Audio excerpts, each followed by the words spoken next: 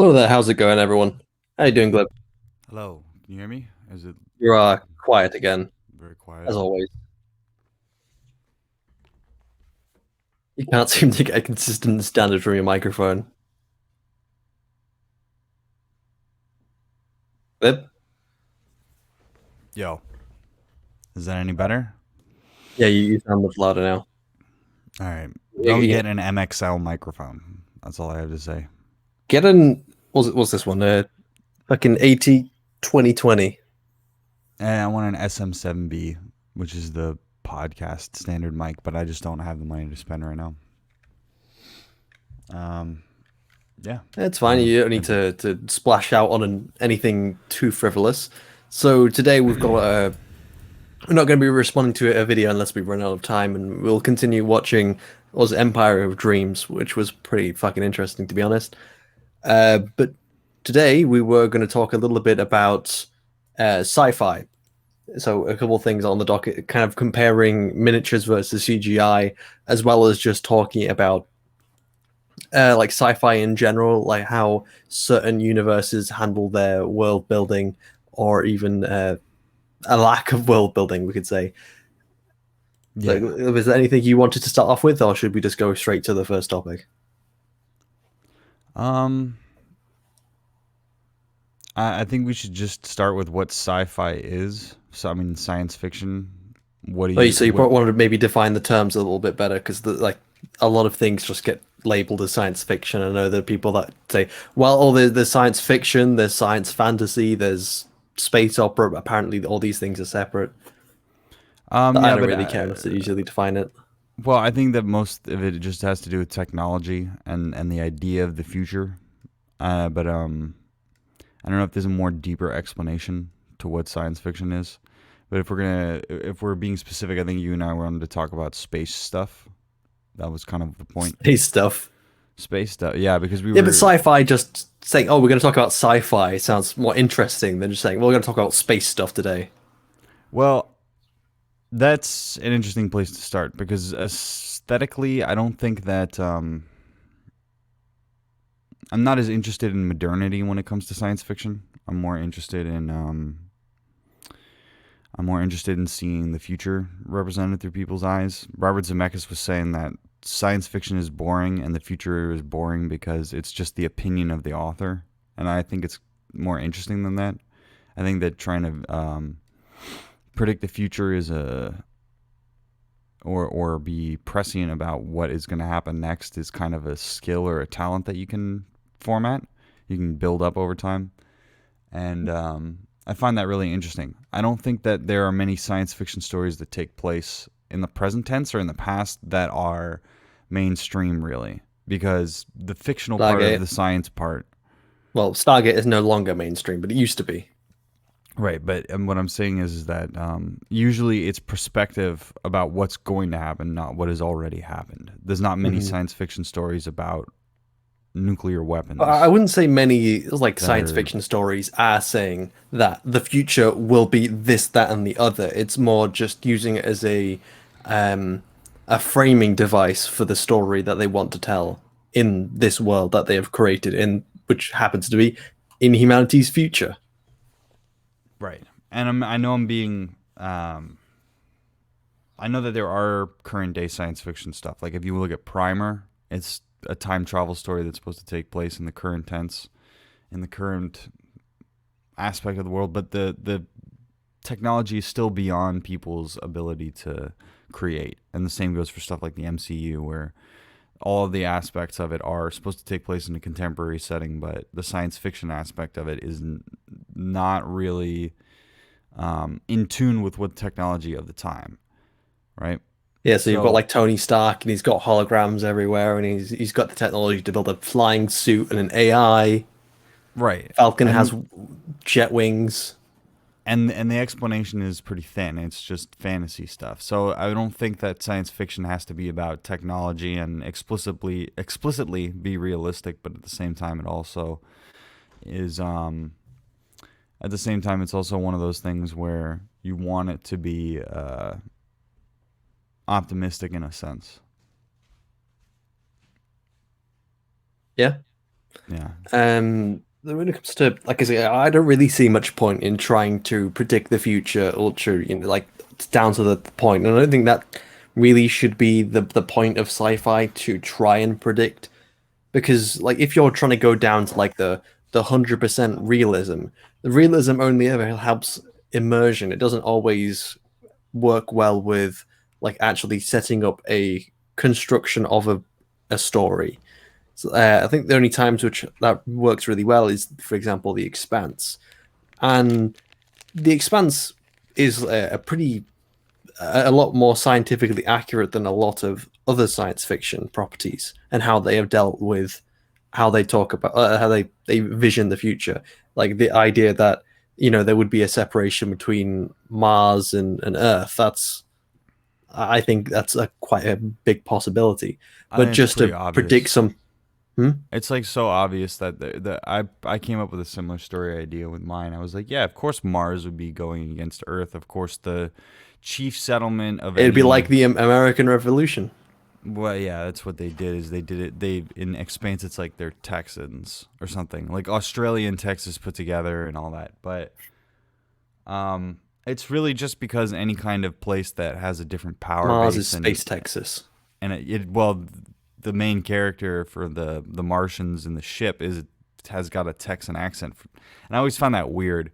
But it just seems to be obvious that any place that's suitably far enough away from Earth, and also on So top of like that, the it's gonna physio.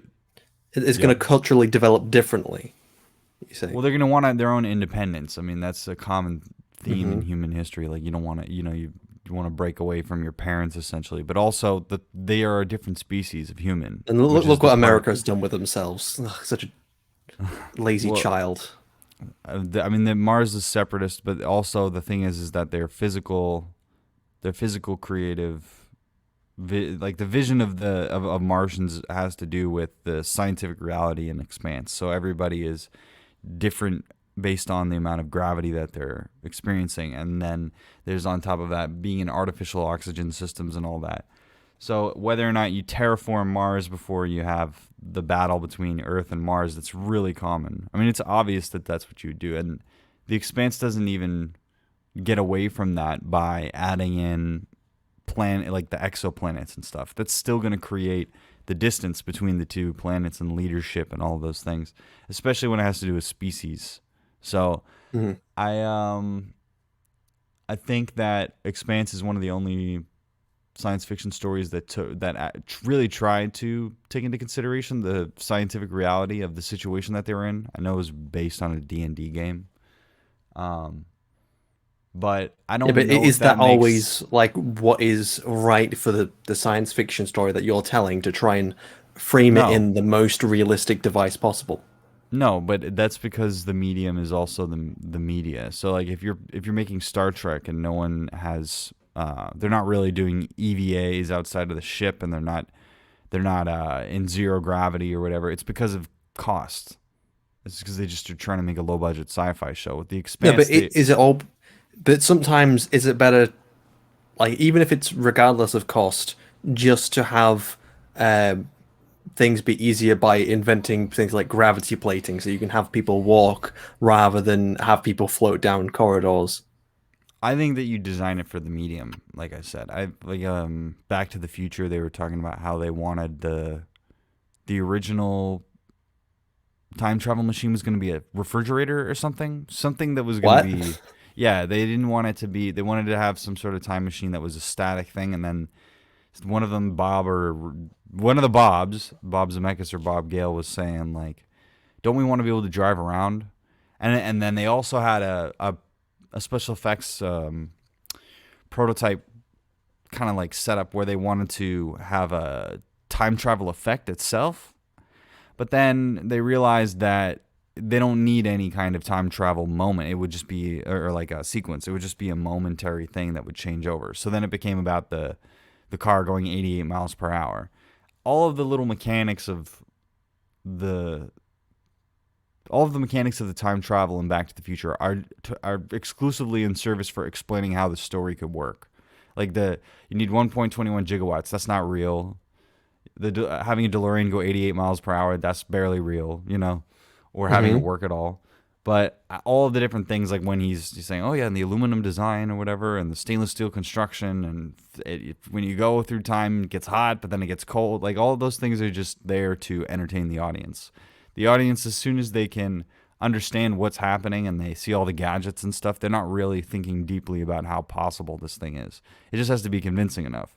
So when you watch The Expanse and you see how realistic it is, it's like, yeah, it's realistic, but the ships are ugly in comparison to the other.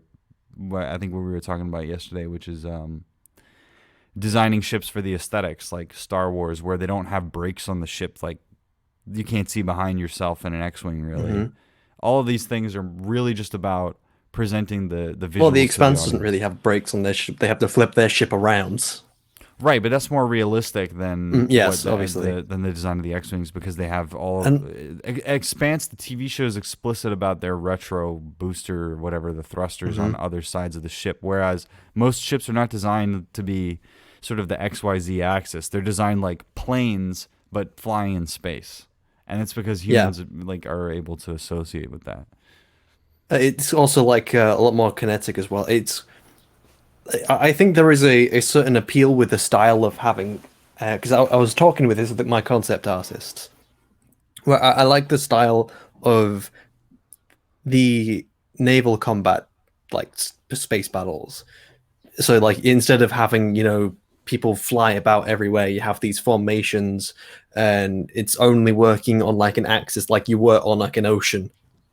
And like these things, like obviously in real life, you would just send a fucking missile from miles and miles and miles away. Right. Like most real world dogfights no longer take place like, within firing distance. It's only firing a rocket that you don't even see the enemy. I have a And way around that, but I'm not gonna say it here because it's part of the script that I'm writing. I was telling you I well, can't anyway, I talk like about. the idea of, you have these dogfights, so you need these ships to get like the fighters to get close to each other rather than what would again be more realistic and more boring is that they've out of distance. And I like the idea of things like broadsides. It's very cool. It's like It's cool, it's like yeah. in World War II where you had these big battleships like broadsiding each other, just wailing on each other, and then instead you've got it with spaceships and it's in space and it's cool because it's all technologically advanced. You have to justify why they're doing that in some fashion, which is not hard if you You think about it. you just set up that this is the logic of the world, though. As long as you don't contradict that how the world is being established, you should be fine. Like, don't then suddenly announce that in the world you have this, insane technology where you can destroy ships from like halfway across the system, and it's like nothing, Well, they like not even do. experimental. If you really think about something like Star Wars, it's really nonsensical. Like you can use, like Luke is using the Force at the end to not get hit with the targeting system, but all the ships have targeting systems in the first one, you know what I mean. So it's Hmm. kind of weird that you have this locking system where they can lock onto each other and then shoot each other with these self-guiding lasers or whatever. But at the same time, they're still dogfighting. I think that it's just exclusively about the aesthetics trying to make that work after that point, because I don't recall any kind of tactical thing going on in like the prequels at any point with the ships are just flying around and hitting each other with whatever is most expedient, you know. And then if you have something like Or Star Trek, it's just like fire phasers, and then they just give you a percentage about what, and damage report, cause, effect, that kind of thing. But shields if are at you 20%, Captain. and That, then that's with cool though. That is cool. You got to admit, like when they're just saying off the percentages, and you've got the alarms going off on the bridge of the Enterprise. Well, it's interesting that they have all the shield stuff in both of those, and then you look at the Expanse, and it's just machine guns in space. It's like that's not cool when you're talking V- about lasers in space. That's what you want, right? You want Very something quickly, I do awesome. have a guest to introduce. So very quickly, He's been reduced to a feckless, bedwetting, parmesan shaving imbecile who revels in his own uselessness. don't take that Yes, I personally. am. Yes, I am. No, I'm owning up to it. I have a limited amount of clips here. I mean, I could introduce you with this. Yes, here we go! Okay, I like that one better. I like that one better. All right, then here we fucking go. Will that be your intro from here on, bad boy? Now I Okay. can leave. Unfortunately, me and Glib don't have intros. I do have an intro for voice though. Aw. Yeah. Like voices. There is a box, and inside the box there is a tiny man who sings and plays musical instruments. That's a good intro for him. Like, it's perfect because it's about a radio. Yeah, that's pretty much on the money. Anyway, with to talk about like the technology of the world, one which I've always found is like very interesting is Mass Effect. So like they explain Ugh. everything with the Mass Effect technology, and like the idea that you can control the mass of an object, so it's much easier to accelerate. Like say how they use it for the weapons, like the gravity plating, the intergalactic travel, even the powers. It's quite insane how much you can actually achieve with the idea that you're physically being able to change the mass of an object. Well, I say artificially change, I should say. Yeah, I've actually been listening to you guys for like the past 10 minutes. I was making myself lunch. Nice. Is it a good lunch? Yeah, and it was pretty good. It was a fish taco. What you were saying, Shiny, about the idea of like what was it? A broadside, in space. There was actually a movie. It was a really, really terrible movie that did that actually. Where they launched like Star Wars missiles. Episode 3. No. It was a movie. It was a movie. It was a really shitty sci-fi movie. It was Wing Commander with Freddie Prinze Jr. And it was a really, really crappy movie. I don't think I've ever seen Wing Commander, the movie. Yeah, I don't think Freddie Prinze Jr. has either. Yeah, I got it. Yeah, but I forget the actor's name. There was like two actors in there that I really liked. I've seen them in like other properties. Fuck ugly ships. Matthew Lillard. Yeah, he was in it too. Yeah. He was like his best friend, and yeah, that movie was like really terrible. Like whenever somebody dies, like one of the pilots dies, they're like, okay, we need to forget this person ever existed, in order to honor their memory. It's like, wait, what? How does that work? My favorite Matthew Lillard role is either Hackers or SLC Punk, where he's just like this goofy guy. He's just like the standard goofy guy after that. Yeah, I liked him in Hackers. This is now One this is thing now which- this is now a Matthew Lillard fan stream.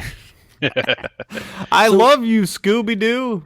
One thing which I've like kind of got a bit irked by when it comes to a lot of science fiction designs, which makes them incredibly generic, is just big dark gray ships. Like I find that it's far Shiny. too like overused. Shani, are you looking at a picture of the Prometheus when you're talking about that? I know. It's I like the Daedalus class in Stargate, even though it's just a big dark grey ship. But it is just kind of a trope which irks me a little bit because it makes it all look far too generic. It's not very imaginative. Yeah, the Daedalus actually looks real. Like I was, I should have mentioned this back when we did our Stargate stream, but from what I read, like they based like the Daedalus off of like aircraft carriers and like the like, whereas the Prometheus was like CGI, just pure CGI.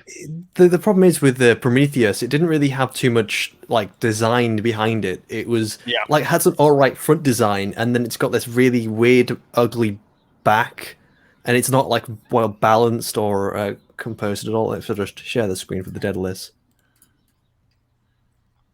Sorry, now It is I'm just watching Hackers clips now because I love this serial killer dude.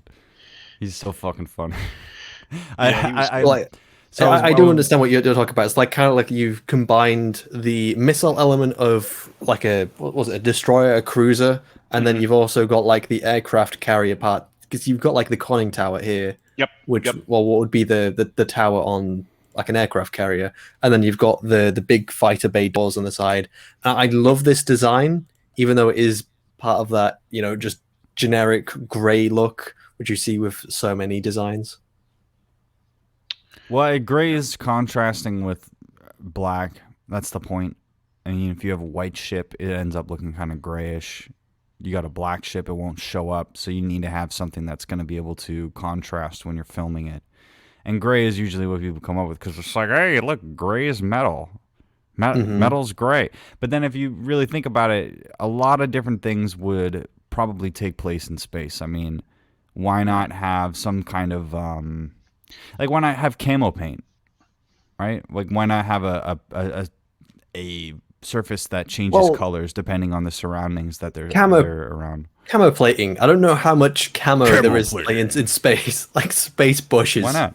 Well, they had camouflage. They had dazzle camo. That's what they thought that ships needed, and now ships have a certain 'Cause the look to them. well, And planes is the we've- same way. They used to paint them like the camo in sky. space though would only work if with like visual detection, and like a lot of science fiction detection is probably Not going to be based necessarily. upon it's Stu- like a certain thermals, paints- like in Certain paints that are used for stealth craft are specific, are like I thought that was like quote-unquote partly stealth paint. the shape as well. Well, you Like need that just is made true it harder too. to detect on radar. That's true too. But like there are coatings that you could put on the ship to reduce And then the again, that's not signature even of it. camo explicitly. It's more just the like that's not. It's not the color which is affecting it. It's the probably the material itself. Right, but like I'm talking about like lens crafters, like the ship shows up and then it like cloaks out of orbit, that kind of thing, or uncloaks. That shit is that shit's interesting, but I But I don't anyway, know I don't think what it's- else would you color a ship aside from something ridiculous like Jodorowsky's Dune where they look like fish or something. Like you don't want your ship to you want your commercial ship to be really obvious, so you paint it a certain way. You want your ambulance ship to be really obvious of all that. But then if you have a combat ship, you don't want it to be obvious. So it's kind Yeah, of like all right, I was well, gonna say like the ship decloaks and it's like bright pink. It's like ugh. that'd be in one universe that'd be genius, right? Like a Cowboy Bebop, I would understand that. Like some pimp ship comes out of orbit and then there's like 70s music playing as it comes out or out of a warp or whatever. But Even in the future, disco never dies. Personally, Disco really, Never Dies. That should be it's the USS Disco Never Dies, and it comes out of orbit, and it's fucking like it's Star Trek 1 Bones with his beard and his pleasure suit. That'd be awesome. I personally more- like we need no, more he needs like a variation. soul patch. He needs a the soul patch. designs. As Damn it, Jim! I'm a I was disco further demon. talking about like the camo. Camo wouldn't like either work in space either because if you're trying to, like You just wouldn't be able to see the ship. It wouldn't show up yeah, on it camera. would just be black. You just paint the But ship black that's with a couple good. white dots. They did that in fucking Expanse. They had that the stealth ship is just all black and you just can't see it, and it's actually bad for the show's aesthetics, but they don't care. That was They one of the did things I that- actually like about Expanse is that they kind of didn't care that the consequences of their design weren't as aesthetic as they could have been. I thought that was actually pretty clever. They did that. They did that in Battlestar Galactica, the newer series. Remember they made a ship out of like I can't remember. They explained it in the show in the episode where they make like a stealth fighter out of like old parts, like they used like panels from like something that like insulate the heat. They explain it in the episode. Like the chief, he gets bored one day and he starts building a ship from the ground up. Yeah, and they used it for a couple episodes until I think it got blown up, and the pilot had to eject. I think it was Starbuck that was flying it, and she had to eject. But yeah, they did do and it was black. It was black in color, and their fighter craft were like a dull white color. I think like white and red, if I remember correctly. We need to watch Last Starfighter again. But it was- Because have you guys seen that one? I haven't seen it. I've seen it like at the video store, but I've never watched it. Yeah, nobody talks about it because the ship design is fucking garbage. It's like one of those. It's one of those things where the everything is lacking in a way. There are people that really like it, I think, and there's some good explanations in it. But it's one of those capturing the Star Wars thing. Like they're trying to ride the fad in a way. But it's another example of them of trying to pick out science fiction and aesthetics from to like what is it that the audience wants to see? Well, they want to see the action. They want to see something that's going to be cool and fun looking and all of that. And I think it really affects the longevity of the product if it has a lack of aesthetics. If it doesn't look good, if the ship if the toy version of something isn't going to look cool to a kid that's playing with it, then it's probably not worth it. You know, if there's all these different aspects of the product that you're making where you're thinking, are kids going to want to play with this? No? Well, then it's probably shit. That's the way that I look at it. Like, who wants to play with what's that? What's the stupid ass ship that the Rocinante? Does anybody want a toy Rocinante to put on their wall from the Expanse? Probably not, because it's just like a lump of metal. You might as well make a space killdozer. It looks just as good. But at the same time, I also feel like having a realistic ship, having more of the design be based on something rooted in reality, allows you to avoid certain aesthetic problems. Like, I don't think that the ship from Firefly, the Serenity, is a good-looking ship. That could have used some science fiction, or it could have used more aesthetic design to it. But you have to define what you want your ship to look like first. Well, that was kind of like really the point of the Firefly ship, the ship itself. Like, you got to remember, Mal found that ship in a well, not quite a junkyard, but like he was like walking with the guy, and he's like, "Oh, hey, how about that one?" And the seller's like, "Nah, you don't want that one. That's a piece of junk." He's like, "Now this one over here." He's right next to Indiana Jones, and Indiana Jones like, "It belongs in a dumpster." A dumpster it that's belongs on in a fire. landfill. It belongs in a museum inside a dumpster. That's on fire. Fuck this ship. I'm out of here. I really have so many problems mentally when I look at the Firefly ship and you see how they're just hanging pots on the walls, and you're like, what happens if they do a roll or something? Those pots are gonna go flying around and hit people in the face. Nothing's locked down. I don't want to see that now. Terrible idea. If gravity just turns off and then all of a sudden the G's are just gonna throw a fucking plant pot across the room. The most under-designed parts of ships, I feel like, are when it comes to sci-fi, are the insides. They just build like, all right, how do we take a regular room and turn it into a ship-looking thing? Is it a sloped walls thing? Is it you put panels on the side? Is it that you put piping? Like, what is the inside of a ship? In pipes and panels, and I wouldn't know that from experience. Well, at the very least, I like that in the Expanse they had like anti-gravity or the gravity boots or whatever for when things fell apart. Were they like magnetic boots, not anti-gravity boots? Whatever they were, I thought that was a good touch because other things, it's like, and also like things go wrong gravity inside when the ship's moving as well. So like the ship is while the ship is moving, it's designed so that it creates a gravity by the angle that it's at. I believe on the interior. I'm designing a sci-fi thing. Everybody, if they're going into combat, has their EVA suit on when they go into combat, ready for the ship to fucking explode at any moment. So that's the way that I feel about sci-fi, and it's too expensive, I think, and too ridiculous for them to put on helmets every single time because you want to see their actors' pretty faces.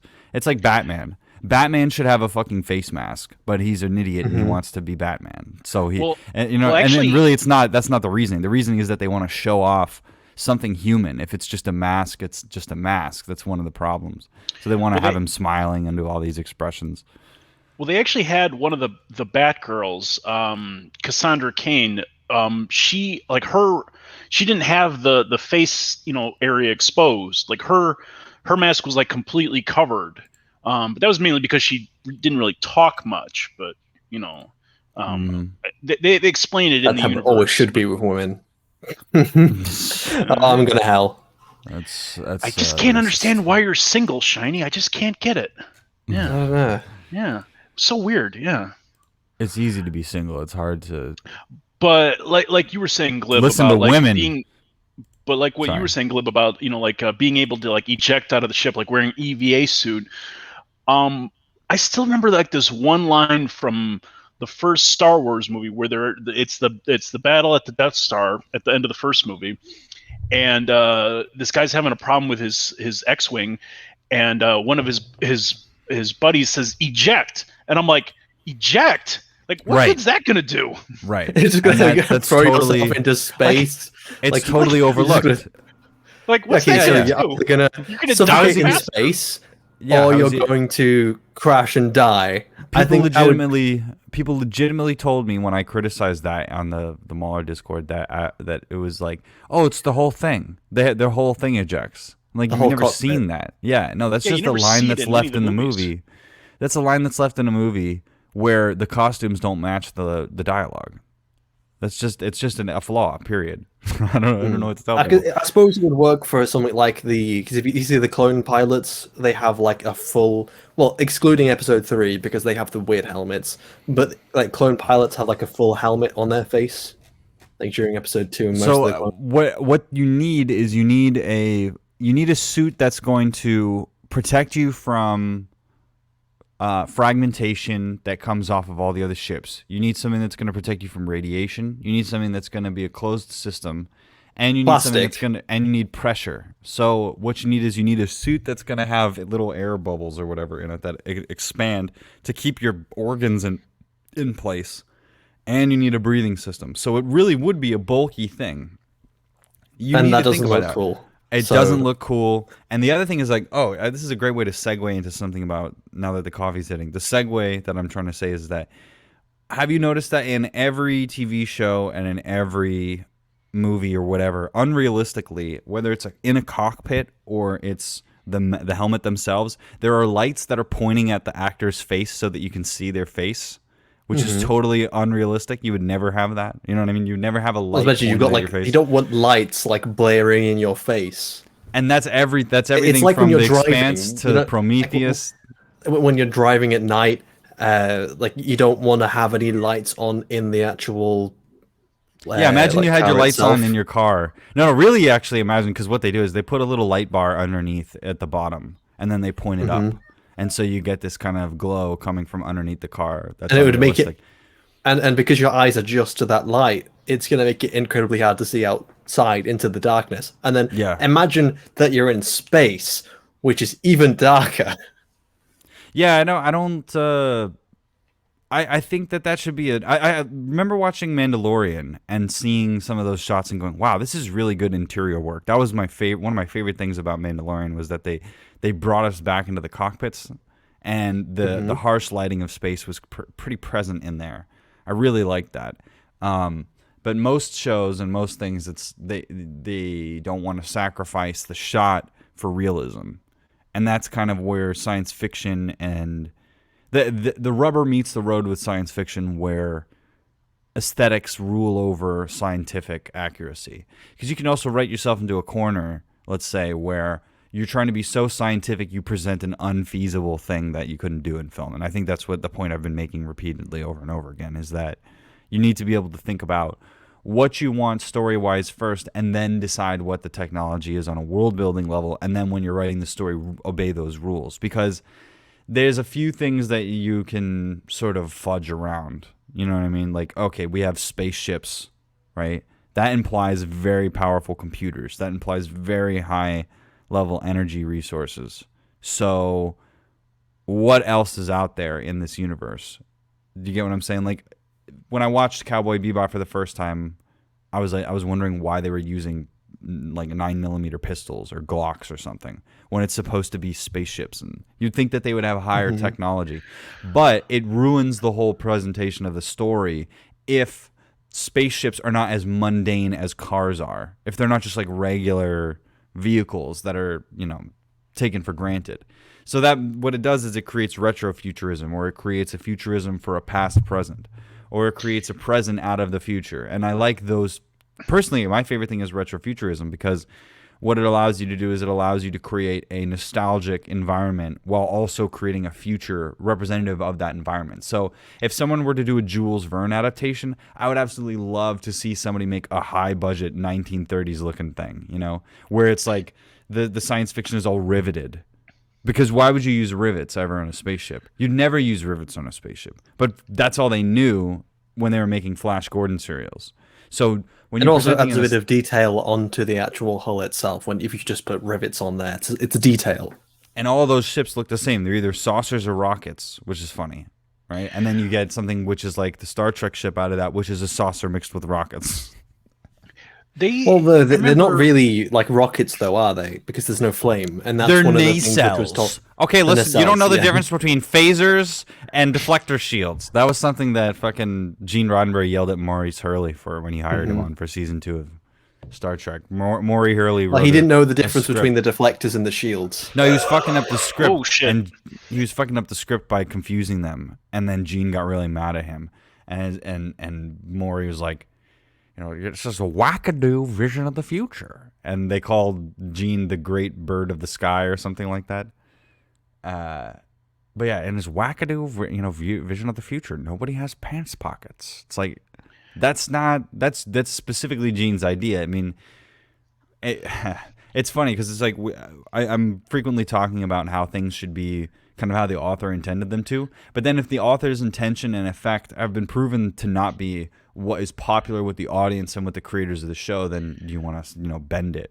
And in this case, it's like, how can you say to me that the future people don't have pockets or something? And everybody just walks around in a jumpsuit. Yeah. The future's. I think that there's interesting visions. Well, of the I was future going to make a joke depending about on what dresses, your but optimism is. I think I'm already going to hell as it is. Aren't those what's man skirt, man dress? What are those called again? Kilts. Tunics? Oh. No. There's a specific derogatory term for it, but I just don't have the humor right now for it. But like to Myrtle. jump on what you were saying, Glib, maybe about there's some jokes about the Scots in there as well. They don't have any pockets because they're always wearing skirts. They don't have any pockets because they're dead broke losers. Get wrecked, Scott. No, that's not the reason. But going off what you were saying, Glib, about like weapons, and you mentioned like Gene Roddenberry. I was reading. Going off what you said, Glib. Fuck Scotland. Scotland sucks. No, I'm just kidding. Yeah. Weapons fuck the Scots. I'm remind me of Irish. Gene Fuck 'em. Roddenberry. But sci-fi reminds me of how I want to genocide Scottish people. No. Yeah, but I was reading. I was looking up this gun that popped up in a Resident Evil game. It was the gyrojet pistol. That old bag of sand. Can you pull up the video? Jamie, can you pull that up?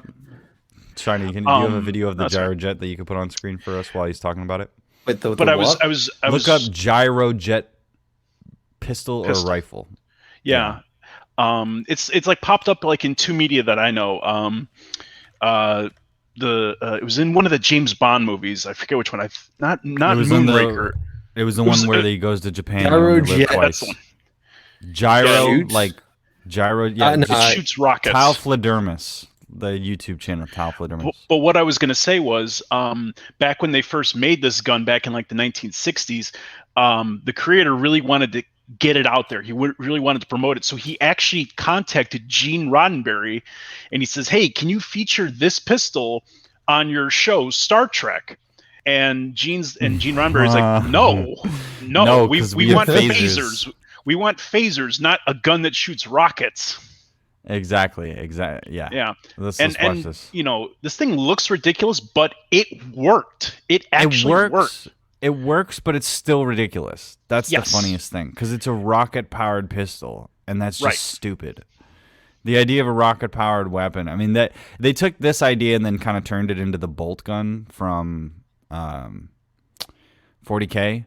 But it's just stupid. It's like, you don't need fucking rockets. It's so unnecessary. It's unnecessary. Yep. Yeah.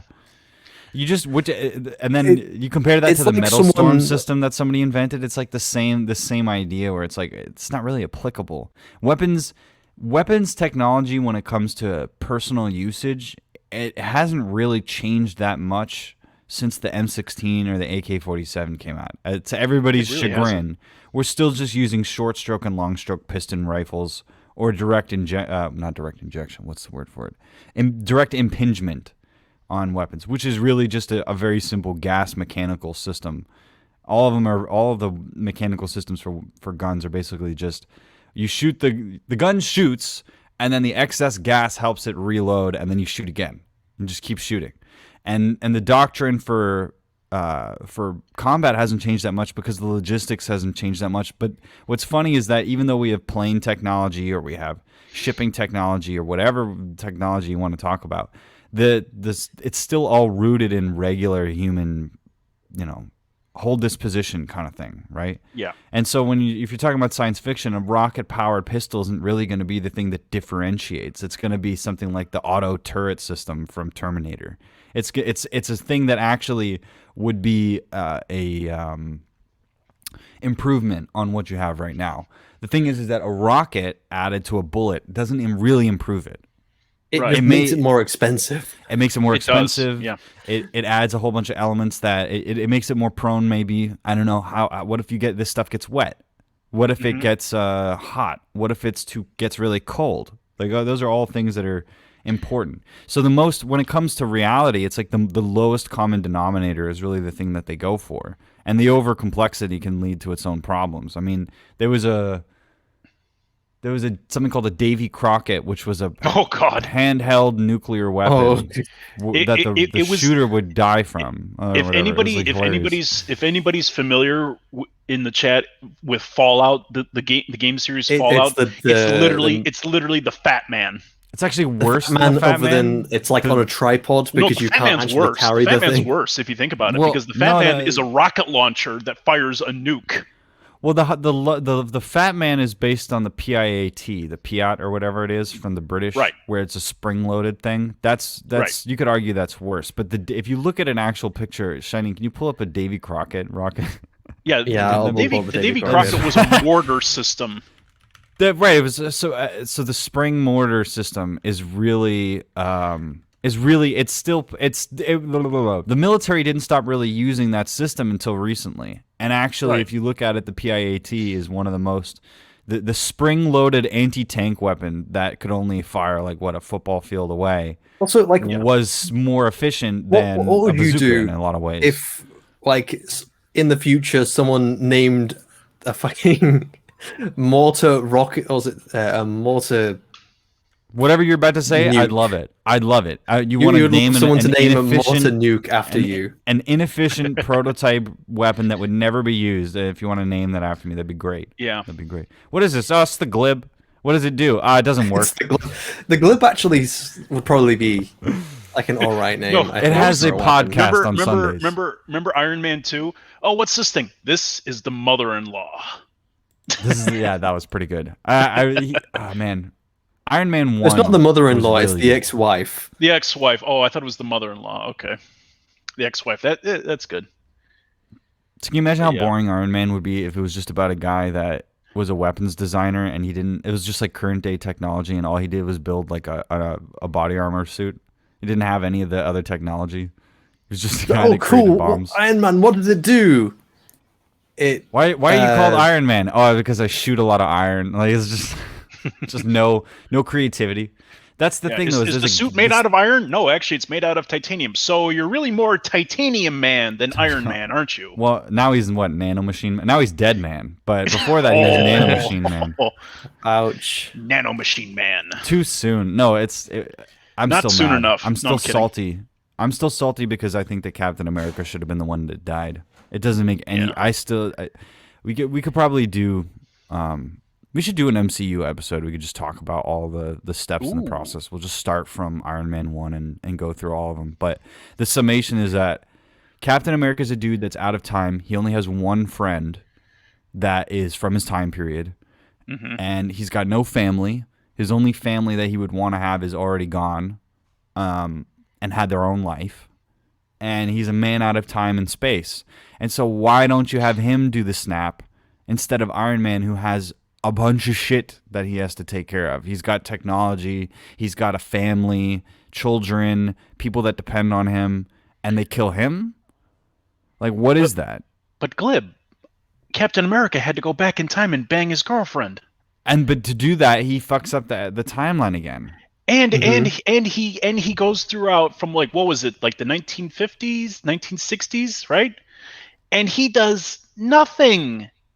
He does nothing on his ass. Yeah, he just sits on his ass and bangs his girlfriend. Any time travel that is also not explicitly looping is bad. Like, did he kiss his daughter or something, or was it his wife's? Like his her wife's niece, boyfriend? I think. Isn't it like her niece or something like that? Like her niece, niece. That's it. Yeah. I think it's like her niece or something like that. Oh yeah, so Captain America kissed, I guess. Well, because since they're married, it'll be his niece. Ugh. Look, I don't know I have no idea. America. I don't know anything about any of that. All I know is that Iron Man is cooler than Captain America. Screw you. Agreed. Iron Man. He's got all this cool stuff. He's got every time that I see him, he's got a new weapon or something like that. Captain America's like, I throw shield and it come back. How does it come back? It doesn't make any sense. Why? Any It's a weapon frisbee. I think Shaq Yeah. proved It's a garbage that, can like, lid. nunchucks and weapon flails, weapons that are just loose, they'll just bounce all over the place. Why would you not? Why don't you want a solid weapon that won't come back and hit you in the face or something like that? I mean, it's like we all laughed at how stupid Captain Boomerang was, but that's just Captain America. It's just Australian Captain America. Yeah, This and is- Captain Boomerang's a villain. Fuck Captain America in the MCU. I'm pissed off that he still does it. Like, how much funnier would it be if Captain America was going around with a shield, but then he also had like a Thompson submachine gun? It would be so funny to me. But they wouldn't do that because their idea of this. He had a pistol Captain in the America's first this little movie, didn't he? bitch. Like he Yeah, in the first pulled movie, out he had like guns. he did 1911. Which is stupid as fuck, because how's he going to reload that shit with his shield on? It was like, wow, shoot 8 shots and then he's done. It's like, no, that's stupid. He should Well, be I walking suppose around with an 'cause he's got- MG42. He's still got one hand free inside the shield because the shield like goes onto his like wrist.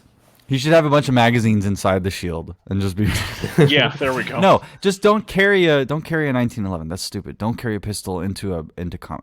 They wasted an opportunity to create a gritty, realistic Band of Brothers style Captain America movie where it's like they're stuck behind a wall or something and they can't get over it, Well, and just he because it's runs gritty towards and it and jumps realistic, it. I want to would see that- it. Would that mean Yes. it was You know, good? Yes, absolutely. If it Why? was, dude, can you imagine how cool it would be to watch something? It's like Steven Spielberg's, like the opening scene of Saving Private Ryan. Everybody's dying and afraid, and then you just see a dude wearing red, white, and blue charging towards the enemy with a shield in front of him and a gun firing. That's what Captain America was designed to do in the comics. He was Right. designed You- to be. happened in like Wonder Woman essentially. No, Wonder Woman copied him. Where That's she a just complete goes. ripoff. Wonder Woman she never just- was about war. No, that's stupid. By the way, Wonder Woman is a crap film, and it's only lifted up by the fact that the DCEU is even worse than every other movie. It's the low expectations which makes Wonder Woman somehow good in people's eyes. Yeah, You exactly. know, Glib, if we're nitpicking Captain America, if you think about it, he's not actually a captain. Because Well, that's that was, another No. problem. Hold on, Glib. Let me explain. Because that was his stage name when they were promoting him as like the war films guy. So he's Private not First Class America. Yeah, so he's not technically a captain. This is Specialist America, honorary captain. No, it changes. They change. Master All right, you Sergeant have- America. sign on the dotted line. It says, you want to change my name from Steve to Captain? Yeah, we want you to be called Captain America, but we're not giving you the rank. It's like the scene of Anakin Skywalker. We give you the rank of Master, but you are not on the council. Oh, We give you the rank of Captain, but you are not actually a captain. You are a lieutenant. No. yeah, But it would be really it should good. be like captain in quotations. No, he should be. It would be much better if he was a captain. If he was just this like Audie Murphy dude, and everybody knew him as like this crazy lieutenant or something like that, and he was the leader of this small group of dudes, and then he got the test. That'd be interesting. But they need that thematic of, oh, he's a little baby until he gets the prick, until he gets the COVID vaccination. He's not able to. Okay, what defeat they the should have world done, wars. going off of what you just said there, Glib, have him like go to like officer school. Have him like avoid combat. Like he instead goes to officers school. He becomes an officer. He's never seen combat, and like he's very smart tactically. He's a small, frail guy, but he's very smart tactically. Like I he like the knows, idea- okay, I need you to go over here and flank this guy around there. And then they're like, okay, we need a test subject for this super soldier program. Let's take this guy. He's really, really smart. Now let's give him muscle and enhanced speed and everything like that.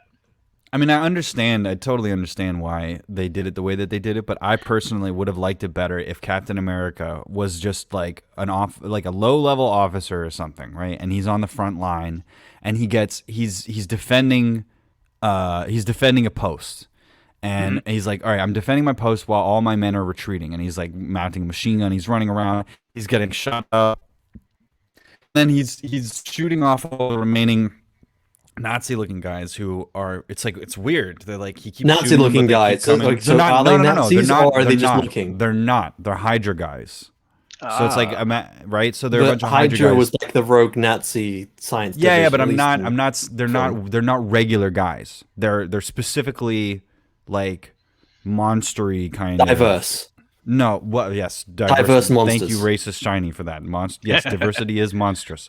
No, the thing I'm trying to say is that they're altered people, but they're like monsters, right? And they've got the masks on or whatever, kind of like what Snyder was trying to do with his fucking ripoff or whatever, or whatever Sucker Punch was. I don't even know. But the point I'm trying to get at is that you have these guys that are Hydra, and what they do is they capture Steve Rogers because he's trying to defend himself, and then as soon as he's run out of ammunition or whatever, he tries to shoot himself in the head, and he can't. Like, he physically can't commit suicide or whatever. This is all of a sudden turned into like a very dark film, and you already got. Well, that's suicide, what you like, want to get captured by the Hydra Nazis or whatever? No, right? It's like remember the Russian dude that was considered a hero because he was in Syria and he called down artillery on his position at the last second after defending his troops. It's the same story. So he wants to go down fighting. He's that kind of guy, like, and get a Medal of Honor kind of situation. But instead he gets captured, right? And the super soldier serum is an experimental Nazi serum, and they're going to give it to him because they don't think it works. And then they do find out it does work, and he uses his newfound powers to escape. And then they're like, we have to find that man because he's got the successful serum in him. And that's all they have because he destroys the facility in like a GoldenEye situation or something like that. But I would find it more interesting. What I really wanted was I wanted there to be a story that had more depth to it and more weight to it. Like, it's World War II, and they just kind of gloss over it in a montage sequence where they're just like kicking down doors. Mm-hmm. They didn't give his squad any time to do anything, and they didn't make World War II just actually kind of part of the story. They don't really do anything to like flesh out his friend. Like, even Bucky gets like a few lines, and I forgot he was even a character in the film until Winter Soldier. By the time it came to Winter Soldier, I was like, wait, who's Bucky? Who the fuck? Oh, he's the guy which fell off the train. Oh. Yeah, his it really needed a lot more time friend. to flesh out his squad, and that was one of the biggest issues with the film itself. Especially his friend. Yeah. I mean, I don't know. I just felt like I was like, all right, I want to see World War II with Captain America added to it. Like, do you know the character Sergeant Rock? Anybody here? There's a comic book character. I think that's a DC thing. Sergeant Rock was about comic bookifying war, essentially. World War II, and then maybe Vietnam a little bit later than that. But it was World War II propaganda. And he kind of became this colloquial hero. So I kept thinking about him when I was thinking about what they were going to do for a Captain America story.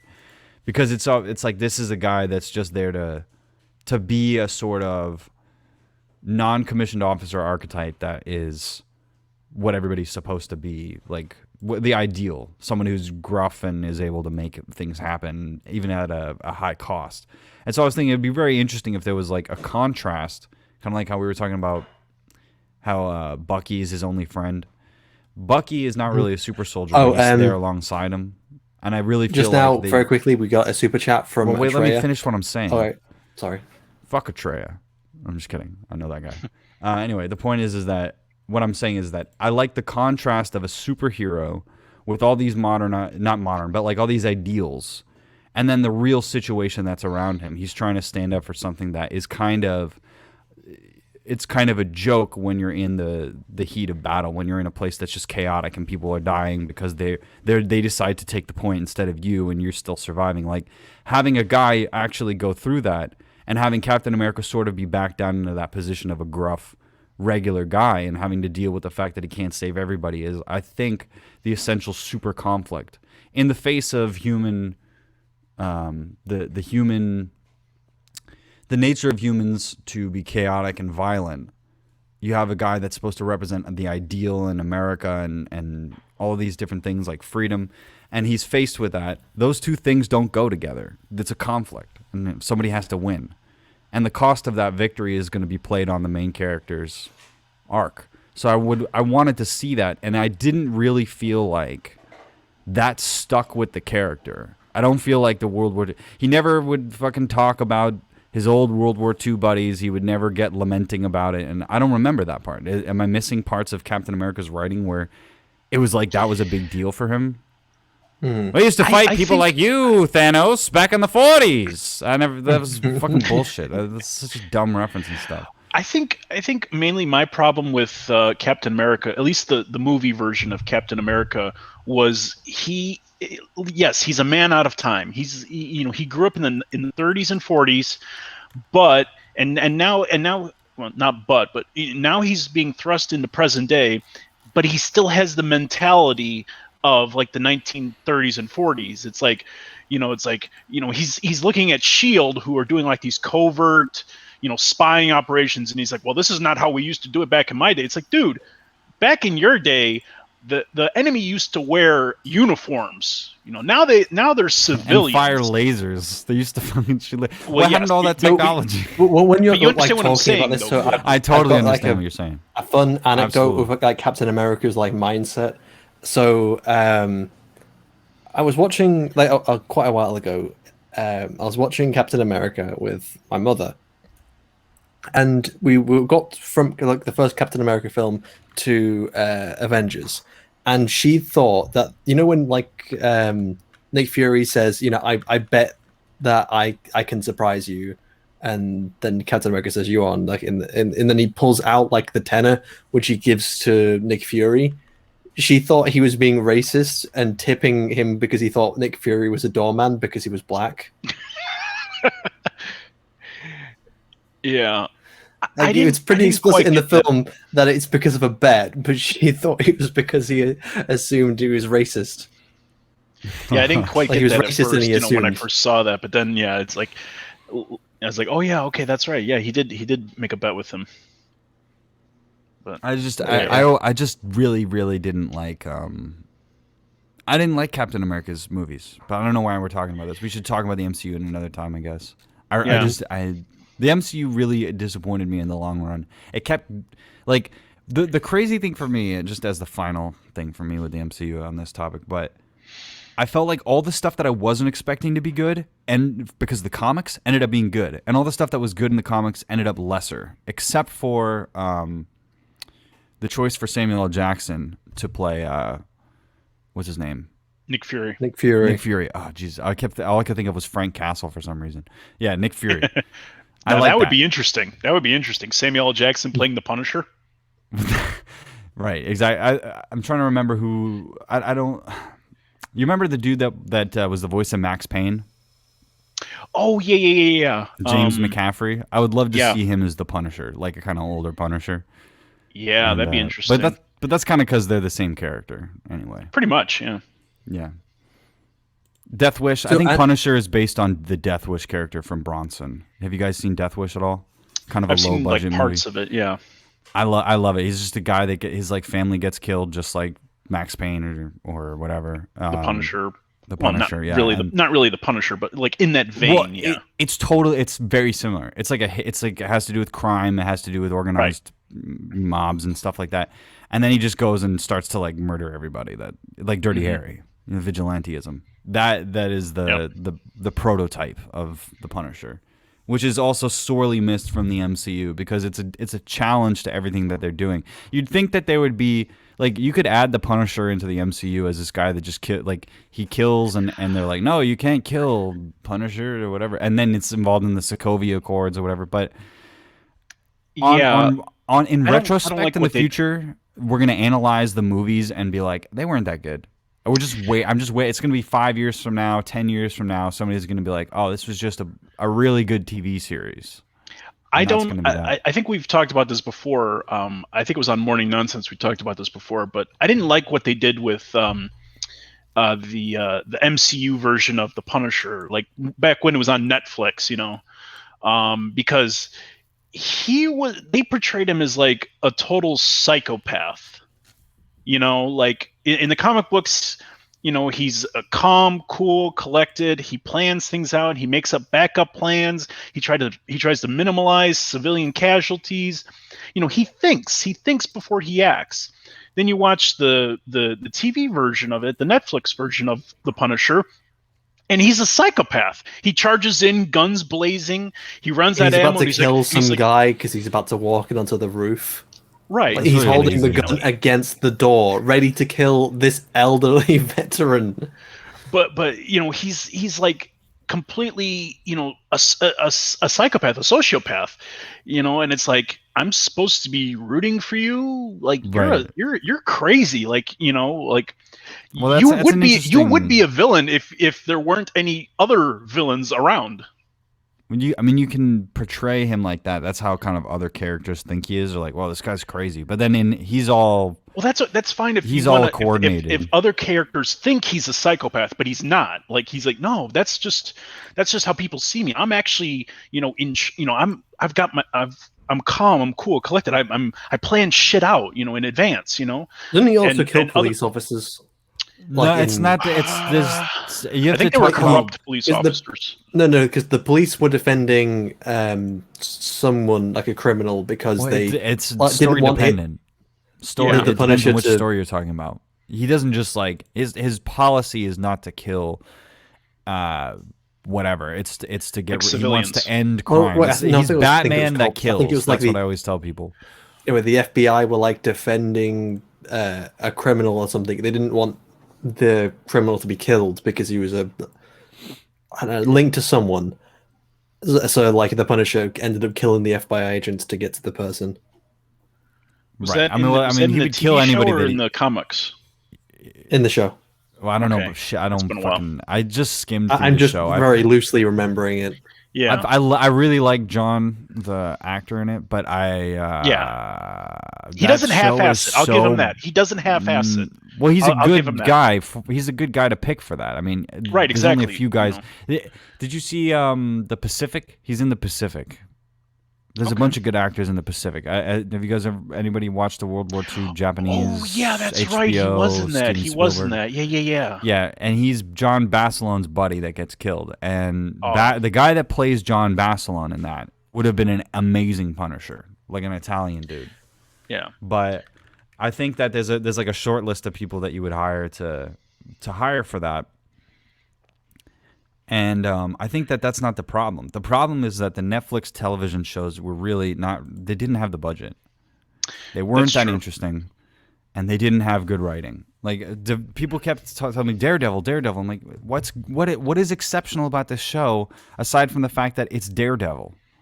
If the show is not interesting, if it was a different character, if it didn't have a Marvel brand on it, then I don't want to watch it. I don't read comics because the main character is in them. I read them because they're the good stories about the main character. There's a reason why I don't go back and read the Clone Saga of the Spider-Man series over and over again because it's not interesting. I will You know what I say mean? I like their depiction of You just have Kingpin. something against clones, Glib. Yeah, I do. I will say I Well, like you their get depiction clones, of you clonophobe. Kingpin in the Daredevil series. Vincent D'Onofrio. I liked him in whenever I saw him on in the clips from the Daredevil show. He was really good as Kingpin. He's good I in think. everything. Yeah, he is. He's good in everything. And all the actors that have played Kingpin are good. I also thought that Michael Clark Duncan's Kingpin was pretty good too. Even though it was so funny, like nobody talks about that because the movie was bad, but he was one of the best parts in the movie. And it's also like everybody, they all want to be like, oh, ethnically, we race swapped the characters. Like, well, Kingpin was a pretty good race swap, I think. Yeah, I think Nobody so. gives a shit about that. Well, plus Everybody wants it's to Michael talk about Michael him. Clark Duncan. The guy's huge. He can play that role. See, definitely. that's right, exactly, and that's so frustrating because he totally fits the bill, and Yeah, he exactly. based his performance on the character, and that's excellent. I mean, if there was a guy that was, if there was a guy that looked like Kingpin, he wouldn't be able to move. Kingpin is like a giant blob of a human being in the comic books. How are you going to present that? Well, make him a big dude, like an actual big dude. Yeah, they actually try to think we've explain gone it. off They're like, topic. well, he's actually 97% muscle. It's like, really? That's Yeah. 97% muscle. Okay. Yeah, right. This comic books. We have to remember, and it's really frustrating to remember. Okay. This, but comic books were X and Zero. X and Zero. No. We are not going to get Shaq to play Kingpin. No. I am Shaq. I'm Kingpin. I'm gonna defeat Spider-Man and Deadpool. I'm Shaq. Yeah. Call it. We get Anyway. Shaq. Who could Shaq? Well, now I'm interested. Who could Shaq play in a movie? Like, he wasn't an actor. That was the problem. Yeah. He wasn't a good actor and wasn't a good rapper. He was just having fun with it. You know what I mean? Yeah. Well, there was that one. I think is it Marvel or DC? Steel. Is it? I think it's DC, right? Steel. Yeah, he plays John Steel. Yeah, isn't that DC Yeah, Comics? Steel kind of sucks because he's like he builds a suit based on Superman, but he's not as strong as Superman, so he gets his shit kicked in all the time. He's kind of like a character that's part of the Superman thing where because he's not as strong as Superman, but he still has he still fights similar level powered characters. We can kick his ass, and I don't like it. I don't like it at all. Anyway, super chats. Also, Andrew yeah. Clark for $5. Shut the fuck up. Shut the fuck All right, up. so anyway, I don't like how Star Labs reminds me of Star Trek. Okay, Stark look, if you do not shut up, you're not getting your cut of this. $5. You're not getting your cut of this $5 if you don't shut your mouth. Hello there. My name's Maggie Thatcher. I get to keep the full $5 then. Okay. What if we live in a timeline where someone... One for you and 7 for me. What if we live in the timeline where someone went back in time to stop Hitler from becoming an architect because his buildings were dangerous? So my time travel story idea... Wasn't he a painter? My time travel story idea is that the original idea was, well, what happens if you actually go back? What happens if you go back to stop Hitler?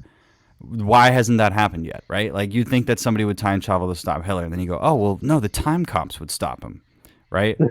Well, what happens if you time travel and then it doesn't work? Well, that's the thing. That is where my story goes. So you go back in time to kill Hitler, and then you find out that you can't kill Hitler because you get taken somewhere else, and that's the start of my time travel. You end up like Loki. Well, you end up in a place, but I can't give it away without ruining the magic of the story. Well, they actually let me see if I can find it. Don't tell me there's an anime that has my story idea already. It'll ruin my day. Well, no, don't do it. No. You'll like this one. What happens if find it? If Hitler went back? If we went back in time and Hitler became Captain America?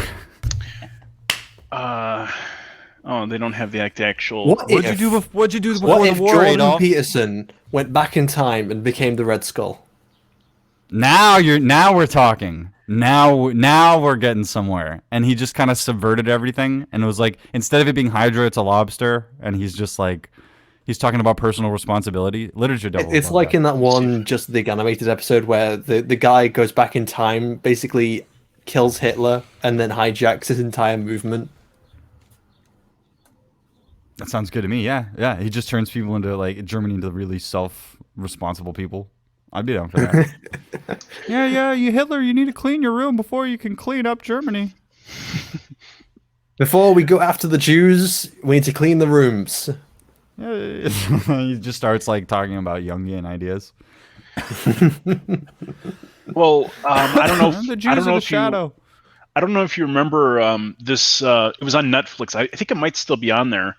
There was an anthology series called Love, Death, and Robots, where and it's like, I think it's like 17 episodes or 13 episodes, and one of them is like, what happens if Hitler died before World War II or World War I actually. And it's like 6 different scenarios, and they each get progressively sillier and ridiculous, and it's hilarious. Well, I thought like Love, Death, and Robots was just random, like animated stuff. It's an anthology. Yeah, it's an anthology. Yes, it's actually really good if you watch the first one. I haven't watched the second season of it yet. I think I've seen the one where it's like the dude the woman that's running away from the dude, and he's chasing her. Accidentally finds her work, and then it keeps going, and it ends with her killing him, and then it's like an endless cycle. It's an endless loop of them killing each other. Weird one. Yeah, that sounds like Deathloop from the new game that's coming out, which I'm actually excited for. Have you guys heard about that at all? I've heard about it. Yeah, it looks really good, and they're trying to kill each other. Yeah. Yeah, and they do it over and over again. My time travel story is a little bit different. I really wish I could talk about it, but I haven't finished the script yet. Once I copyright it, we can have a stream about it. But yeah, if you ever get a chance, Glib, if you have a Netflix account, check it out. I forget what the episode is like stylized as like, if you're in the future and you're reading on like an iPad, like, you know, what would happen if Hitler, you know, wasn't, you know, if Hitler was killed before World War II or World War I, because they show him like getting thrown out of his art school, and he's like yelling about it, and then he sees like a little Jewish kid on the street, and he picks on him, he beats him up, and then like 3 hulking Jewish guys come up on him and kick the shit out of him, and that's like the first scenario. But I tried to find Anyway, like it's 17 minutes since the donation originally, but I'll get to the second donation, which is a tray of La la la la la la la. first person to donate to the show gets on my level, plebs. Well, we've already had like donations of $65 dollars You on the can last donate show to this that we stream did. if you can answer my 3 questions. 1. What is your favorite color? No. what is 2, the what air is- speed? What is the meaning of life? Like, What is the airspeed of an unladen what is it, swallow or sparrow? I think it's. Oh, now I don't know. I think Swallow or it's sparrow? swallow. I think it's swallow. Yeah. What was the question that I asked in that movie? Was it a swallow or a sparrow? Well, I think it was. Ah!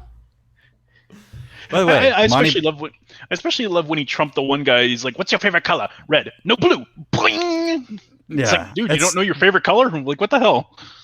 I love it. Sorry, Glib. Steins Gate tried that. All right, what? I haven't seen. No idea what that is. Well, your day's been Sounds ruined. familiar. Glib. There you go. Let me see where. They can send text messages to the past, thereby changing the present. That's fucking dumb. Next.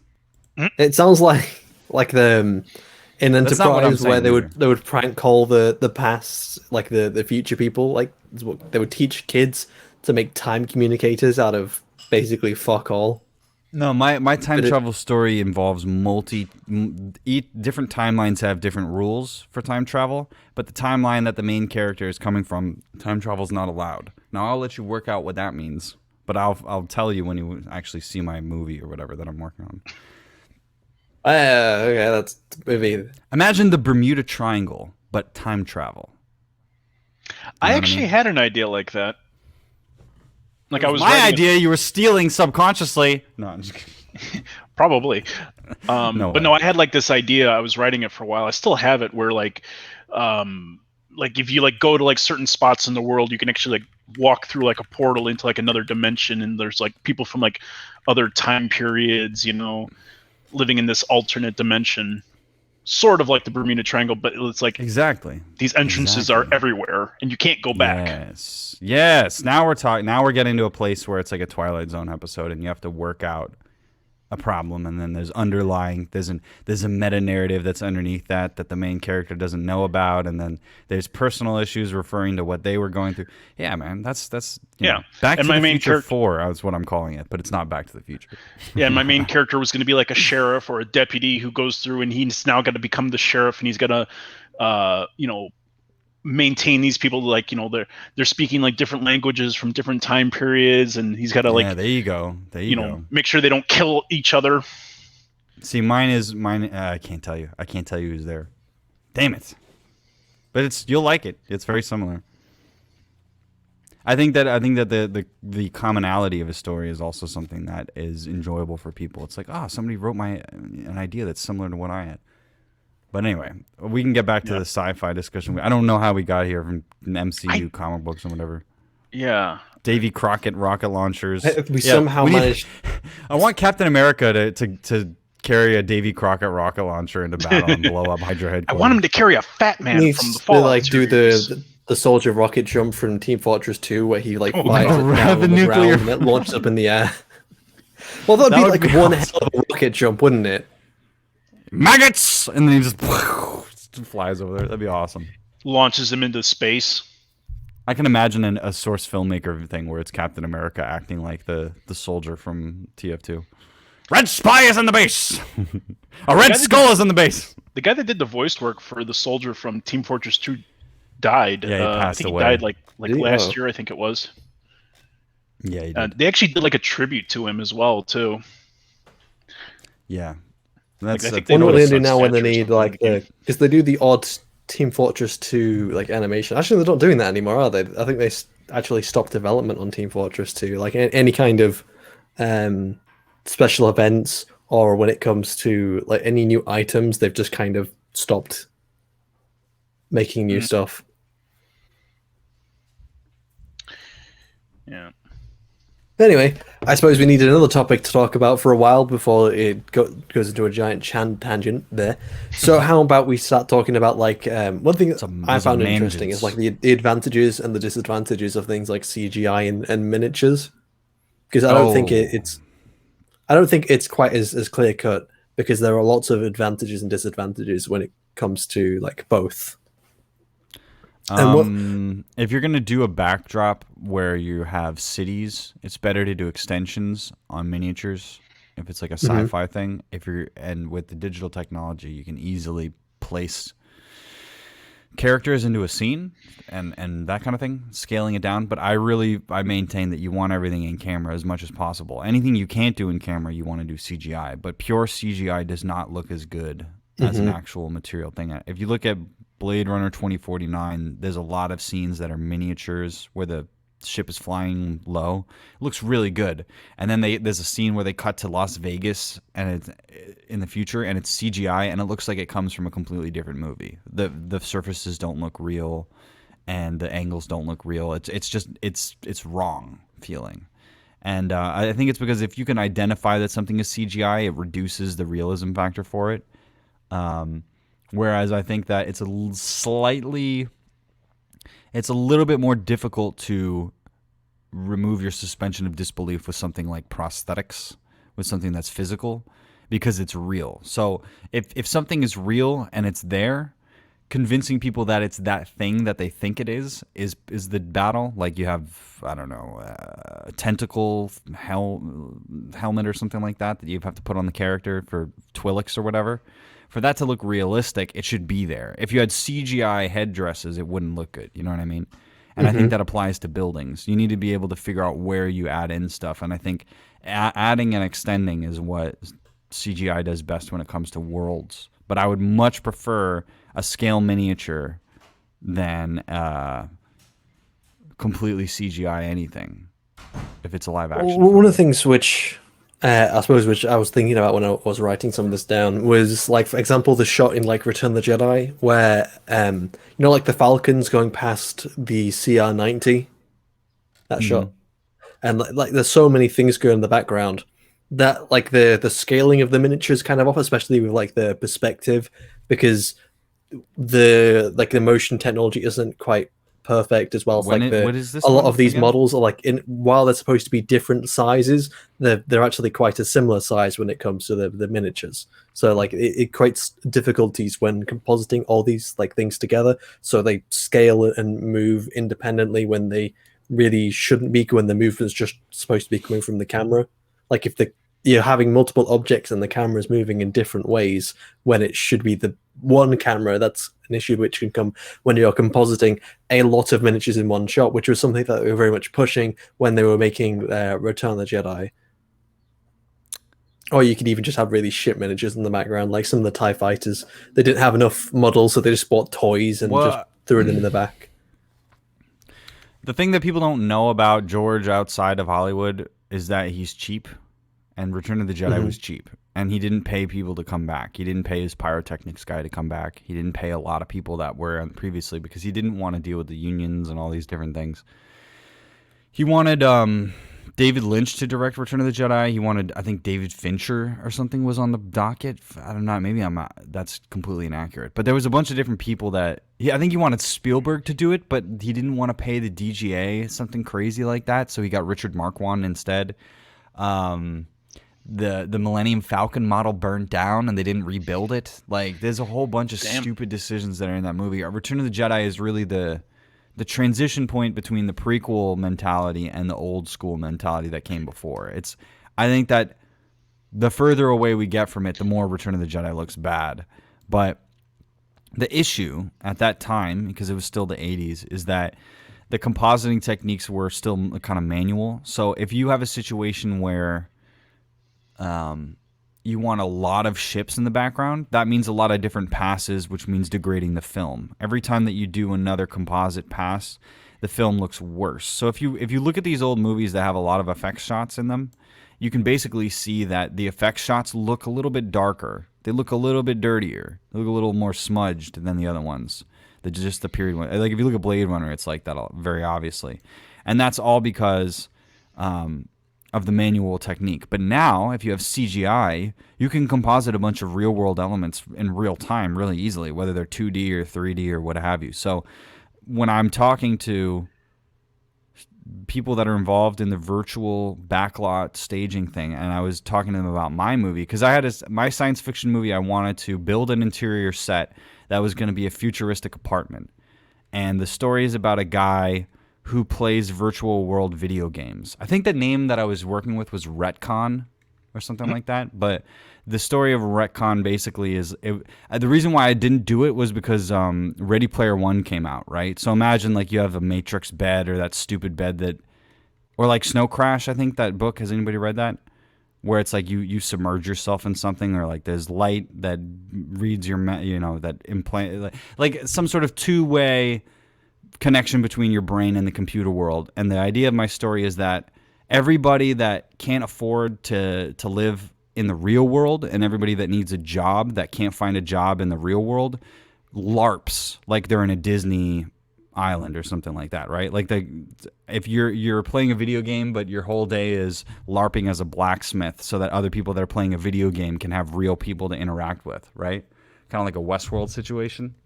So the character wakes up and he walks by a window, and for me to tell the audience what is happening and where they are in time after being in a virtual video game world, you need to have a future world. So you have giant apartment buildings, whatever. And we were discussing about how to do this. How do you create a science fiction backdrop? And he was like, well, his opinion was that all the CGI buildings look like shit. Like they just don't look good. So what you need is extensions. And that was his opinion after years of being in the business and seeing all the different things from the manual era to the modern era, where he was going to Shanghai, China to try and build these unreal virtual stages. That was part of what the company was selling themselves off of. So I am adamant that there is a happy medium that we exist in, where digital technology is able to cover for the physical limitations of scaling, of multiple shots being composited on top of each other, those kinds of things.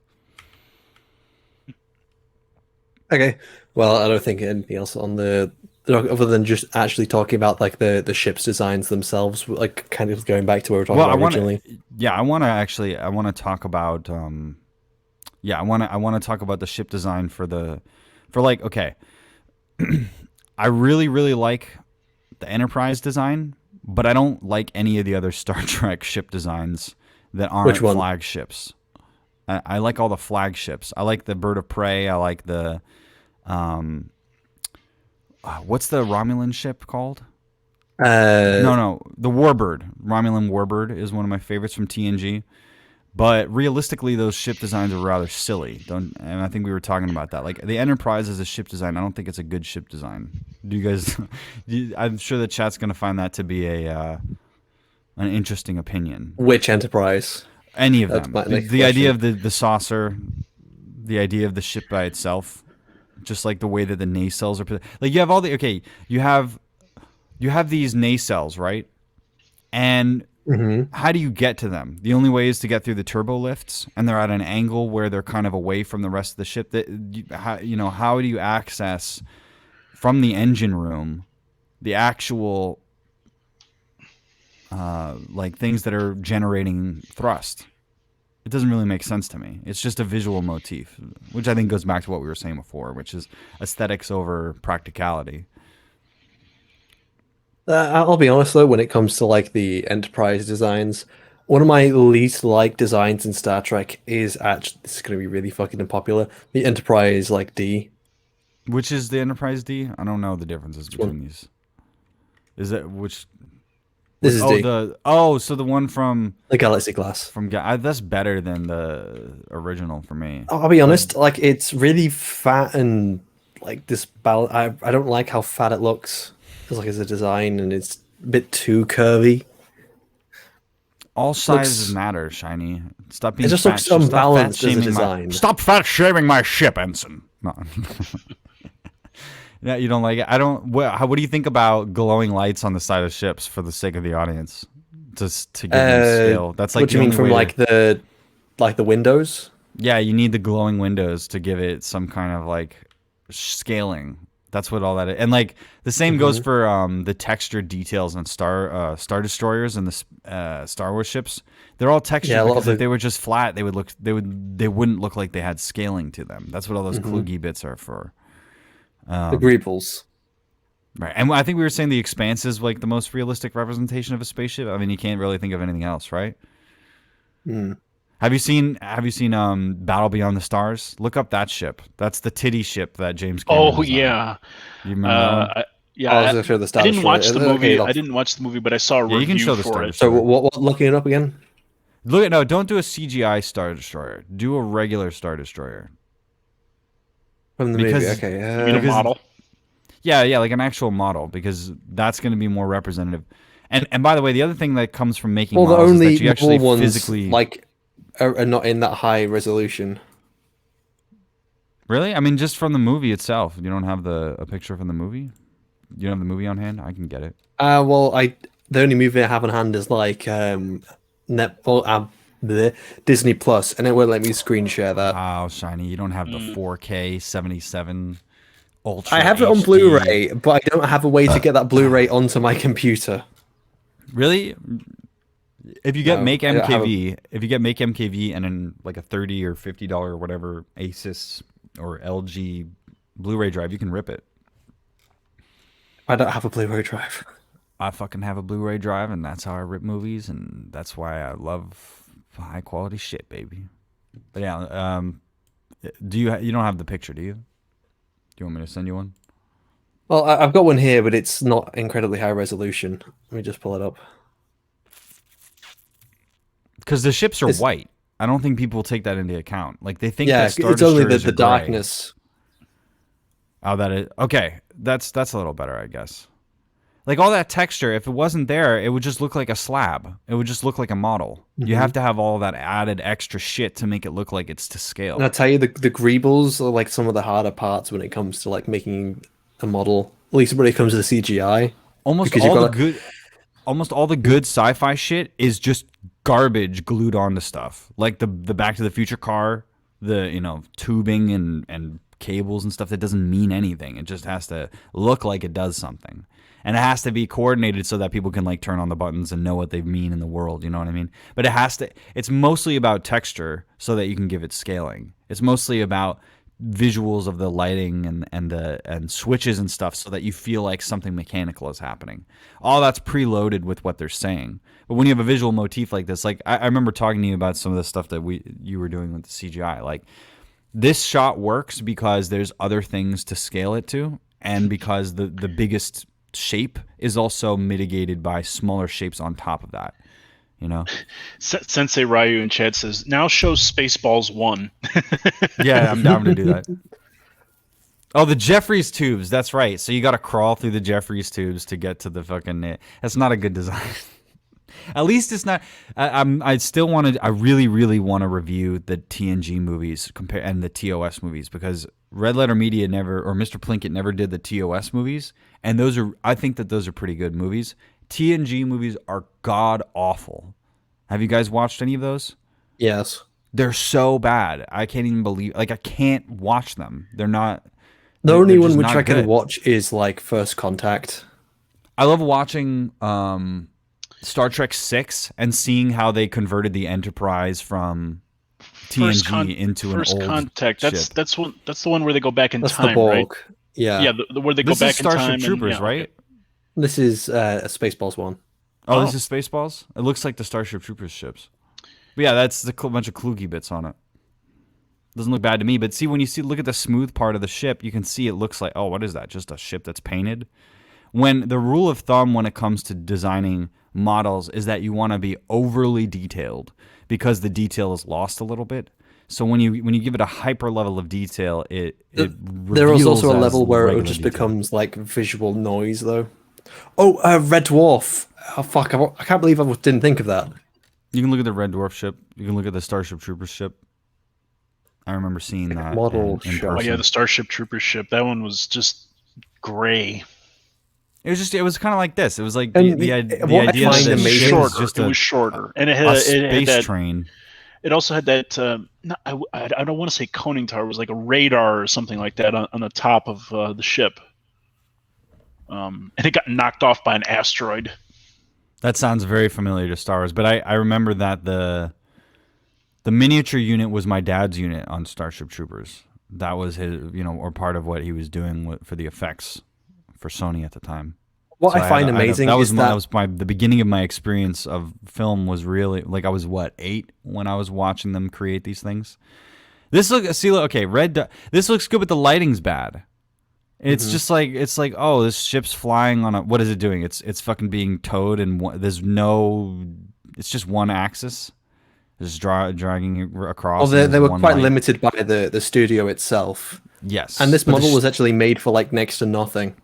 yeah, you can tell, but it does look good for what it is. A little bit of weird of shape there. That shot, Because Red Dwarf itself, with its first season, so many people didn't believe in this show that they just kind of gave them a piss poor budget, and it kind of gives it an interesting aesthetic where it was quite limited in there. Some of those blobby bits just look like garbage on it. The problem with this is that they're trying to do these close-up shots, and there's nothing to compare it to in scale. There's no, like, if you had like little tiny, like if it was flying through a field of asteroids and there were these little tiny rocks around and stuff like that, or something like that to give it scale, or if there was something in the background. I mean, this is raw footage, so that it's not composited. That's kind of a nice shot. That's a little better. But when you get that close in the detail, you need more highlights. Like, they needed to outline all those little, everything. They should have highlighted by adding a dark color or a lighter color, the edging, so that it would look a little bit more like those plates were actually sized the way that they were. Obviously, if they had more money for the budget, they'd put more fiber optics in there. They'd have, glowing stuff or whatever. It's not such a bad shot. But well, that's the intro shot, where like it shows the title of the show. yeah. Da, da, da, da, da, da, da, da. Anyway, what was the other one that I was? You should put up Space Cop. Do you remember Space Cop by the Red Letter Media guys? Because they didn't understand scaling when it came to miniatures, and it's really obvious that you can see that I'll look it up. it doesn't work. And then the other thing that'd be interesting to look at is the Star Trek the Motion Picture with they have really, really terrible. It cycles between really excellent model work and absolutely terrible matte painting work at times. Even though it's done by Matthew Urisic, Matthew and Richard Urisic are like two special effects legends, and Matthew is the one that was able to figure out the conversion process to make matte paintings really realistic looking. See, now they're shooting stuff at it to give it scale, and it looks a little better. It's a little weird that smoke is in space, though, but I think it's supposed to be like tiny asteroids or something. right, yeah, like I was saying, an asteroid storm. like they're going through a field, like there's rocks and stuff that gives it this idea that there's something there. That to give the ship scaling, and also when you add the smoke, it gives this kind of ethereal effect that we see a little bit right here. It makes it look like they're in a place, as opposed to just being filmed on a black matte soundstage. Yeah, I like that. That's a little better. And digital would be able to help with all of this, because digital you can add in anything you want on top of the composite. But if you just had a digital ship, it wouldn't look tangible. And tangibility is kind of what you want from special effects. You don't want people to be like, "Oh, that's a CGI." You want them to go, "That's real," or as real as possible. I'm actually kind of tempted to watch like the Starbuck one now. You should I watch. put up Go on. Go ahead, Yeah. go ahead, Glib. No, I was going to say this actually we should watch we should watch people build other ships. You should No, do because I'm James Cameron very building his titty ship. I kind of want to see the featurette with Red Dwarf here that we just accidentally came across, if you don't mind. You just Talking like about the Red models Dwarf. themselves. I do like Red Dwarf. You're just British. I am British. Yes. I put up in the Discord a picture of the ship from Mystery Science Theater, the Satellite of Love. That So it looks looks like, like- it looks like a giant dog bone. It looks like a giant dog bone, yeah. But it has all the kloogie bits on it. Yeah, Yep. absolutely. All the whatever. That's so funny. It's got December a radar dish on it. 1990, Red Dwarf came December to Japanese 1990. I was eating On haggis Tuesday, and aurora. in front of a live audience. Series 4 was performed and recorded. I like how they have the So little robot began my going. involvement with the show, That was one of the starting Scotters. with props and set dressing, to eventually building miniatures What for accent is Series this? 8.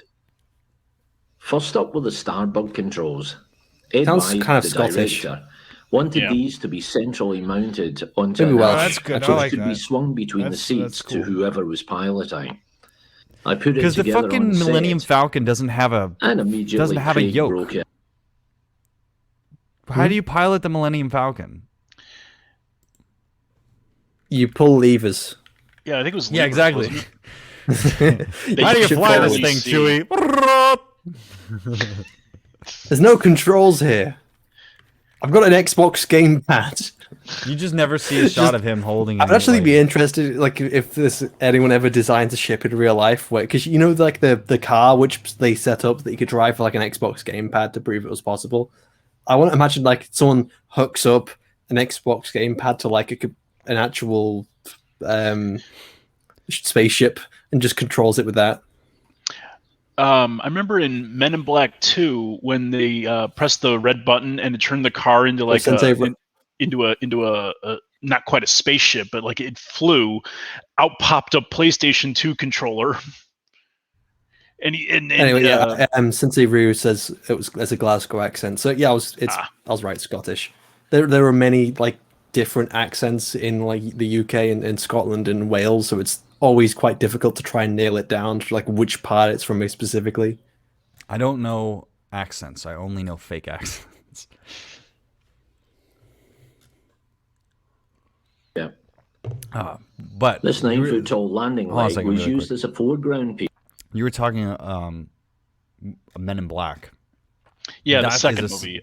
Now that is a retro-futuristic aesthetic that works without any question from the audience. You know what I mean? Yeah. Everything's stainless steel, 1950s looking. Everybody's just wearing suits.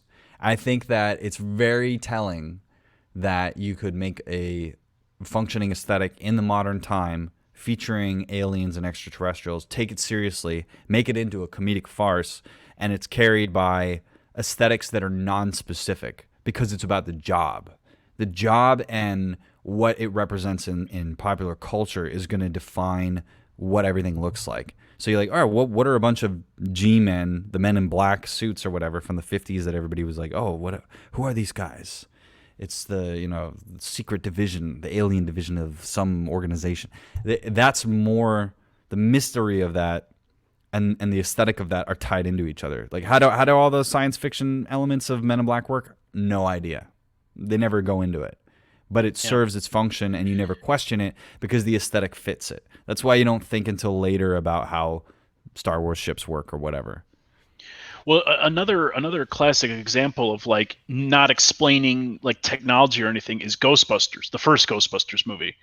Like they never explain their technology; it just exists. It just has radiation signs, stickers, and stuff on it. Yeah, I love that. And the An unlicensed nuclear accelerator on our back. In Back to the Future, they were originally going to end the story with you need plutonium to drive the time travel device. So they were going to have a nuclear explosion in the background at a testing site. And then they couldn't do it because the effect would cost them $1 million.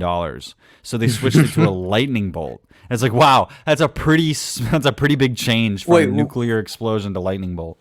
Wait, what are they gonna do? Like fucking blow up the town? They were gonna harness the power of a nuclear weapons test. He was gonna go to Arizona or something like that with the right. And it's very that pretty much tells you where he'll how value. nuclear reactors work. I don't think you can drive a car into like a nuclear explosion. All of a sudden, it powers the reactor. Well, it really makes you think where Spielberg got the idea for Kingdom of the Crystal Skull for there to be a nuclear test with the refrigerator. That sounds like a Zemeckis reference. That sounds like he's referencing the shit that didn't happen in Back to the Future. But I don't, that's a conspiracy or whatever of mine. But That's guys, just a theory. you guys know A the glib channel. theory. You guys know the channel How This Should Have Ended, right? Where they do like little animated skits. They had one. This was like a long time ago. How it should have ended, and it's just my life. No, I'm just kidding. Yeah. But no, they had one where it was Back to the Future meets Terminator. More specifically, Terminator 2. And they Dad, we gotta get out of here. They're killing robots. Marty, you can't change the future, Marty. But yeah, if you ever watch it, it's really fantastic. And you saying like the nuclear explosion thing reminded me, like they do that shot where Marty drives the DeLorean back to his own time, and just as like the lightning hits the courthouse, the whole building explodes in like a giant mushroom cloud in the skit. There you go. Yeah. But yeah, it was a cute video. It was like, I think it was like 9 or 7 years ago they did that one. Once you get to a point when in the story and you're like, all right, I can't do this. It's physically impossible. Like I'm working on my Blade Runner thing. I've recorded an hour and a half of dialogue. I got an hour and a half more to go or something like that. But one of the things that I kept reading in the script that I thought was funny was that there's a Hampton Fancher script of Blade Runner, and his original story was meant to be a $9 million movie. Instead, it was a $28 million movie. The $28 million at that time was the same. Like, Blade Runner cost as much to make as Temple of Doom and Empire Strikes Back. And I don't know if you got the value out of it. But even if you didn't get the value out of that money for that story, they still didn't have the ability to shoot half the things that they wanted to shoot. And that I found that really interesting. Like, how do you adapt your own script to reality when you're like, all right, I have my idea. I want it to be like this. And then when you get to shooting, it's like, I can't do that. I have to come up with something that's going to be a compromise. A lot of this stuff is compromise. And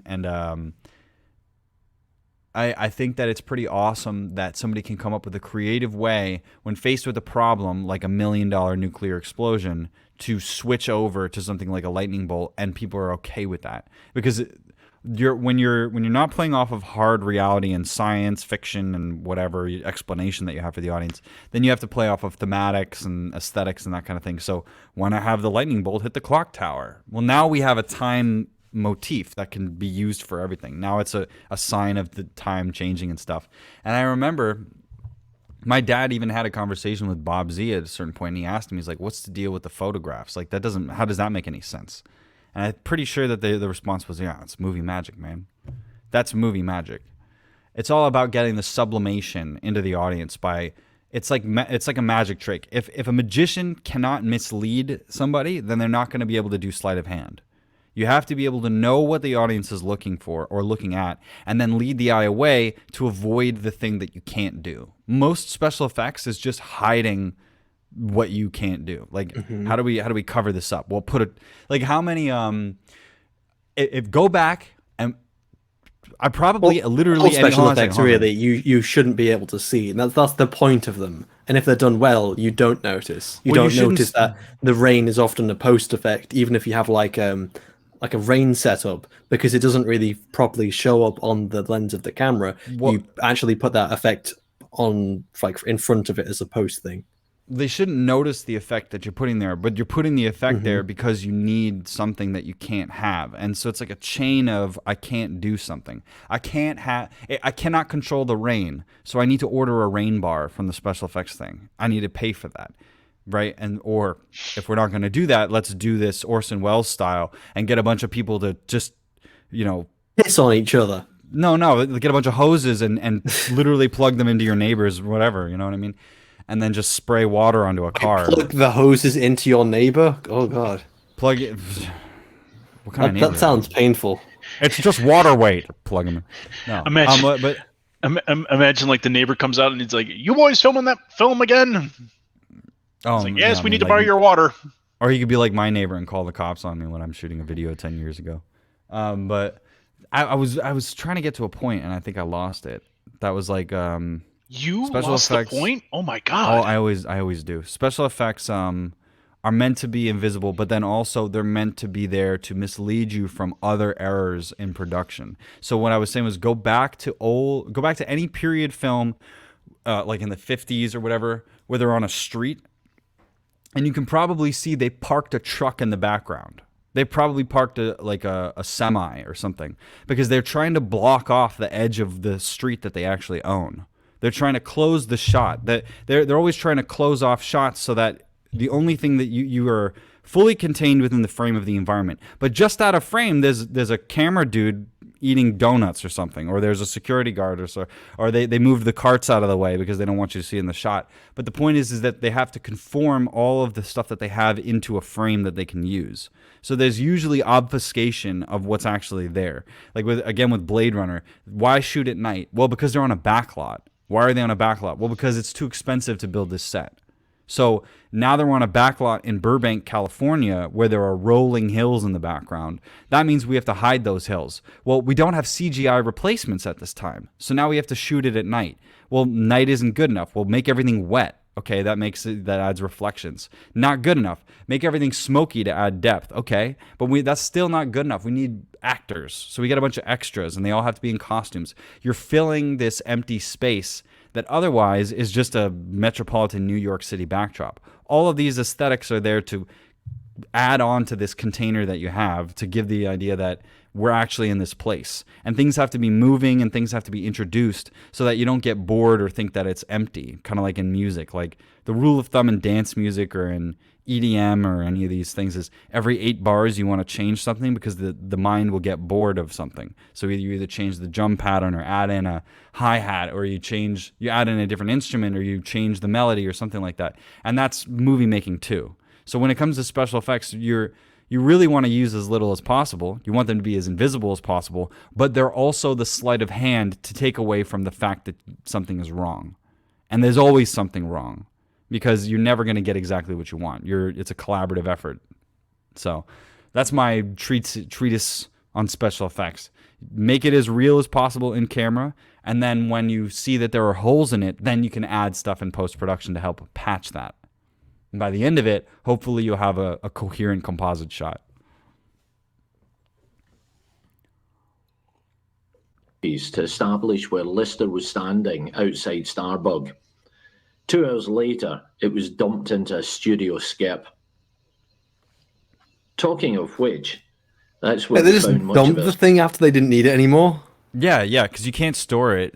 Most things get thrown out, or they get purchased, or they get donated to places. You can't, what are you going to do? Save all this equipment? It's a bunch of junk. Yeah.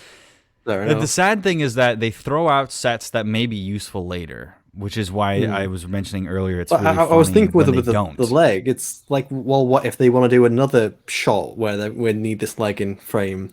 Well, where are you going to store all this stuff? Don't know, really.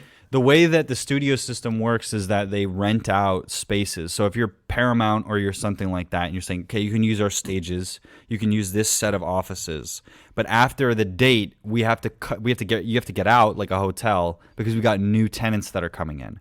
So you have all these extra shits that are just going to be lying around unless there's a greater deal. I remember my dad telling me a story about how instead of using a studio system, they built out a studio out of a warehouse and they rigged it. They got all the professional guys to come in. And the reason they did that was because they were going to reuse sets season after season. And so he was telling me that he physically saved $200,000 by not having to rebuild a set, by having it in storage. And I saw what the storage is. It's like you can take apart all the walls and then, put onto pallets all of the different production design and set dressing stuff that you need. Each department, though, has to be in charge of different things. So you might not have certain pieces of set dressing. You might not have costumes in your, in your storage thing. An example is like in Back to the Future 2, they were going to go back to the dance, but they had already sold Leia Thompson's dresses. It was only serendipitous that she had the original one. Otherwise, they would have to recreate it. There's a lot of waste that goes on in this, but it's not necessarily waste. It's just the most efficient, expedient thing to do because somebody's on the hook for material and money. If we just saved every set, there'd be just fucking tons of sets out. You'd have to have a whole backlot just full of sets. Now, that might be interesting. It might actually be a good idea to recycle stuff, but when you recycle stuff, people notice. After a certain amount of time, you can't really do the same thing over and over again. How many times in a Star Trek thing have you seen Planet Hell? With Star Trek, for instance, it was actually pretty common for a lot of things to be recycled. Like a lot of bridge sets were just kept the basic layout was the same, but they just kind of put shit onto it. Like I believe the Battle Bridge is a repurposed from one of the original series films. But it looks like junk. That's the problem that I have. When you watch Star Trek 6 back again and you see that they're sitting in the 10-4, they're sitting in the conference room, or they're sitting in what's supposed to be I remember the head of the Federation in Star Trek 6 is sitting inside one of the Enterprise's officers' rooms or whatever. And you're like, "Oh, that's supposed to be on a planet." Like, but I'm supposed to be ignoring that because they added a couple of old worldy tables into the room and painted everything gray. Like, that doesn't work. I can clearly tell where we are, you know what I mean? And that's one of the things. And then the other thing is that, like, them redesigning everything for Star Trek 1 set a bad precedent for the rest of the way that the thing was going to look. So I think it's interesting that you have something that's going to be iconic, but you don't know it's going to be iconic. So what do you do? You know, are you going to stick with what you already have? Or repurpose it, which is the budget thing to do, which is why they did it, or you can go and rebuild stuff, or you can save it, but you don't know. So you're just holding on and paying for storage prices for something that you don't know is going to be successful, and that's the issue. If there was a circumstance where they knew that they were going to reuse something and go back to it, then it makes sense to save stuff. But then what happens if you pay different people? What happens if you change the production designer? Like, again, Back to the Future, 1 different production designer from 2, but they had to do the same things. So it's, whose warehouse is that stuff lying in? That's the material problem is a problem. And that actually, by the way, is a point for digital. Because if it's just a bunch of polygons and stuff, we can store it into a computer and put it away, put it on magnetic tape, even if we don't want the decay or whatever. But you know what I mean. Like, you can you can mothball something in digital very easily. With physical, it's not as much. And these are also companies that are also, they have to archive their film content as well as all of the other media content that's related to it. So all these costs start adding up. It makes sense why they would sell off props or why they would say, get rid of stuff. And people would just save it if they liked it. I think that's all I got to say on the matter. All right. Set dressing.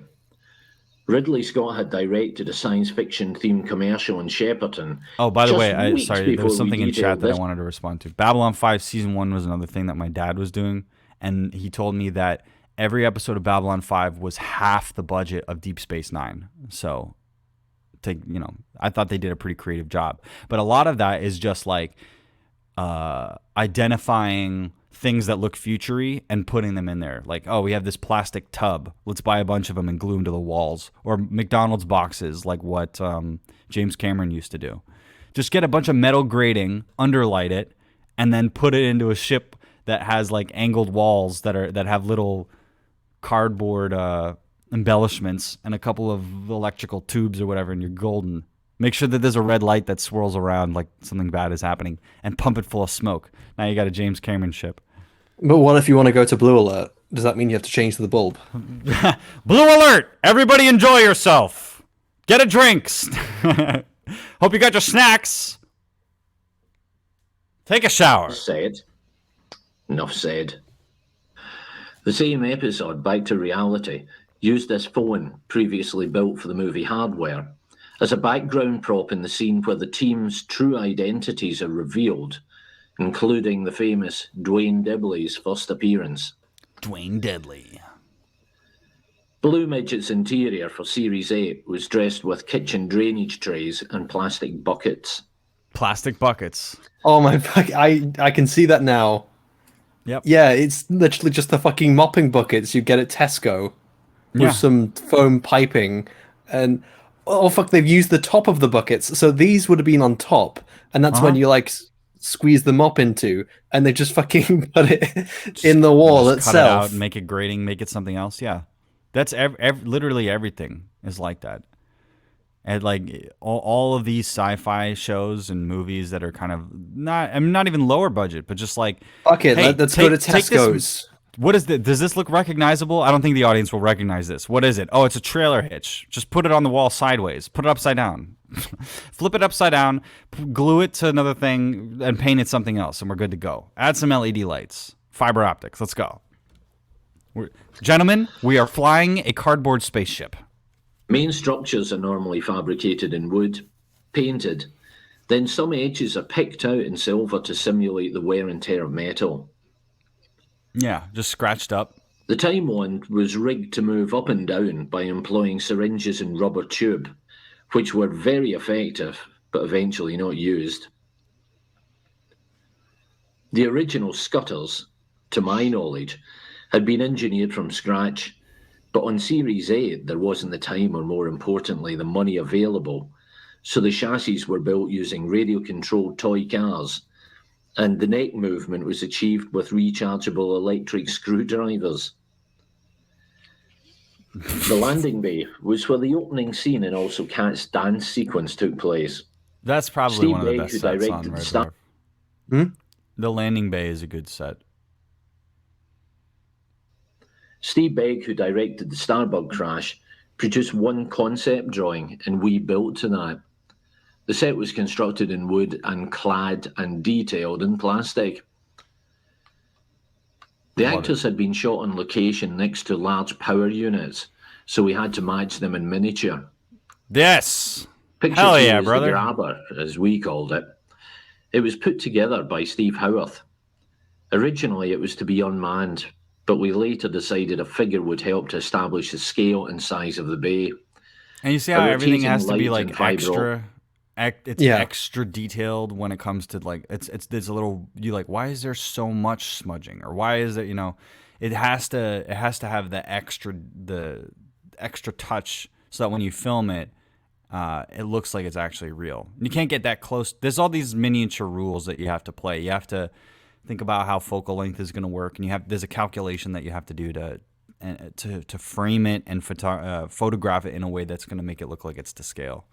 You can't just go back and watch Star Trek 1 and watch the scene where fucking Scotty takes Kirk over to the ship because the transporters aren't working, and it has all of the errors like before they learned anything, like compositing errors, complexity errors, detail errors, fucking 2D cutouts. It's awful. And then you look at something that has like high detail that's in miniature, like I don't know, X-Men 2, and it's like, wow, that's miniature. I didn't even think that was miniature. Like the generator scene or the dam scene. The dam busting scene in X-Men 2 is a great example of what miniatures are capable of. But yeah, extra high. If you're gonna make a miniature, make sure you have super high detail, and then make sure that the way that you photograph it is gonna be in scale with what you're presenting. You want to pick your lenses based on what you think the scale compensate for the scale with your lenses is what I'm saying. Also added. There were 3 Starbug heads vacuum formed by Chris Trice. One was Hero, one was backup for this, and the other was cut up as wreckage. When it crashed through the containers in Bay, it was handomatically launched. By the way, in other pause words, really quick. Steve Begg threw it. The other thing is that what miniatures are able to do is they're able, like, building that landing bay would probably be a really big set. But as we can see based on this scale miniature, it's not big. It doesn't have to be. So that's another advantage. And I think that it'd be very interesting to build miniature sets and then translate them into virtual stages. I'd love to see how that would look. You build a physical miniature at, I don't know, 1/6 scale or whatever it is. And then you place your actors in it, and I wonder if it would look awful or if it would look even remotely usable. But I've never seen anybody try and do that before.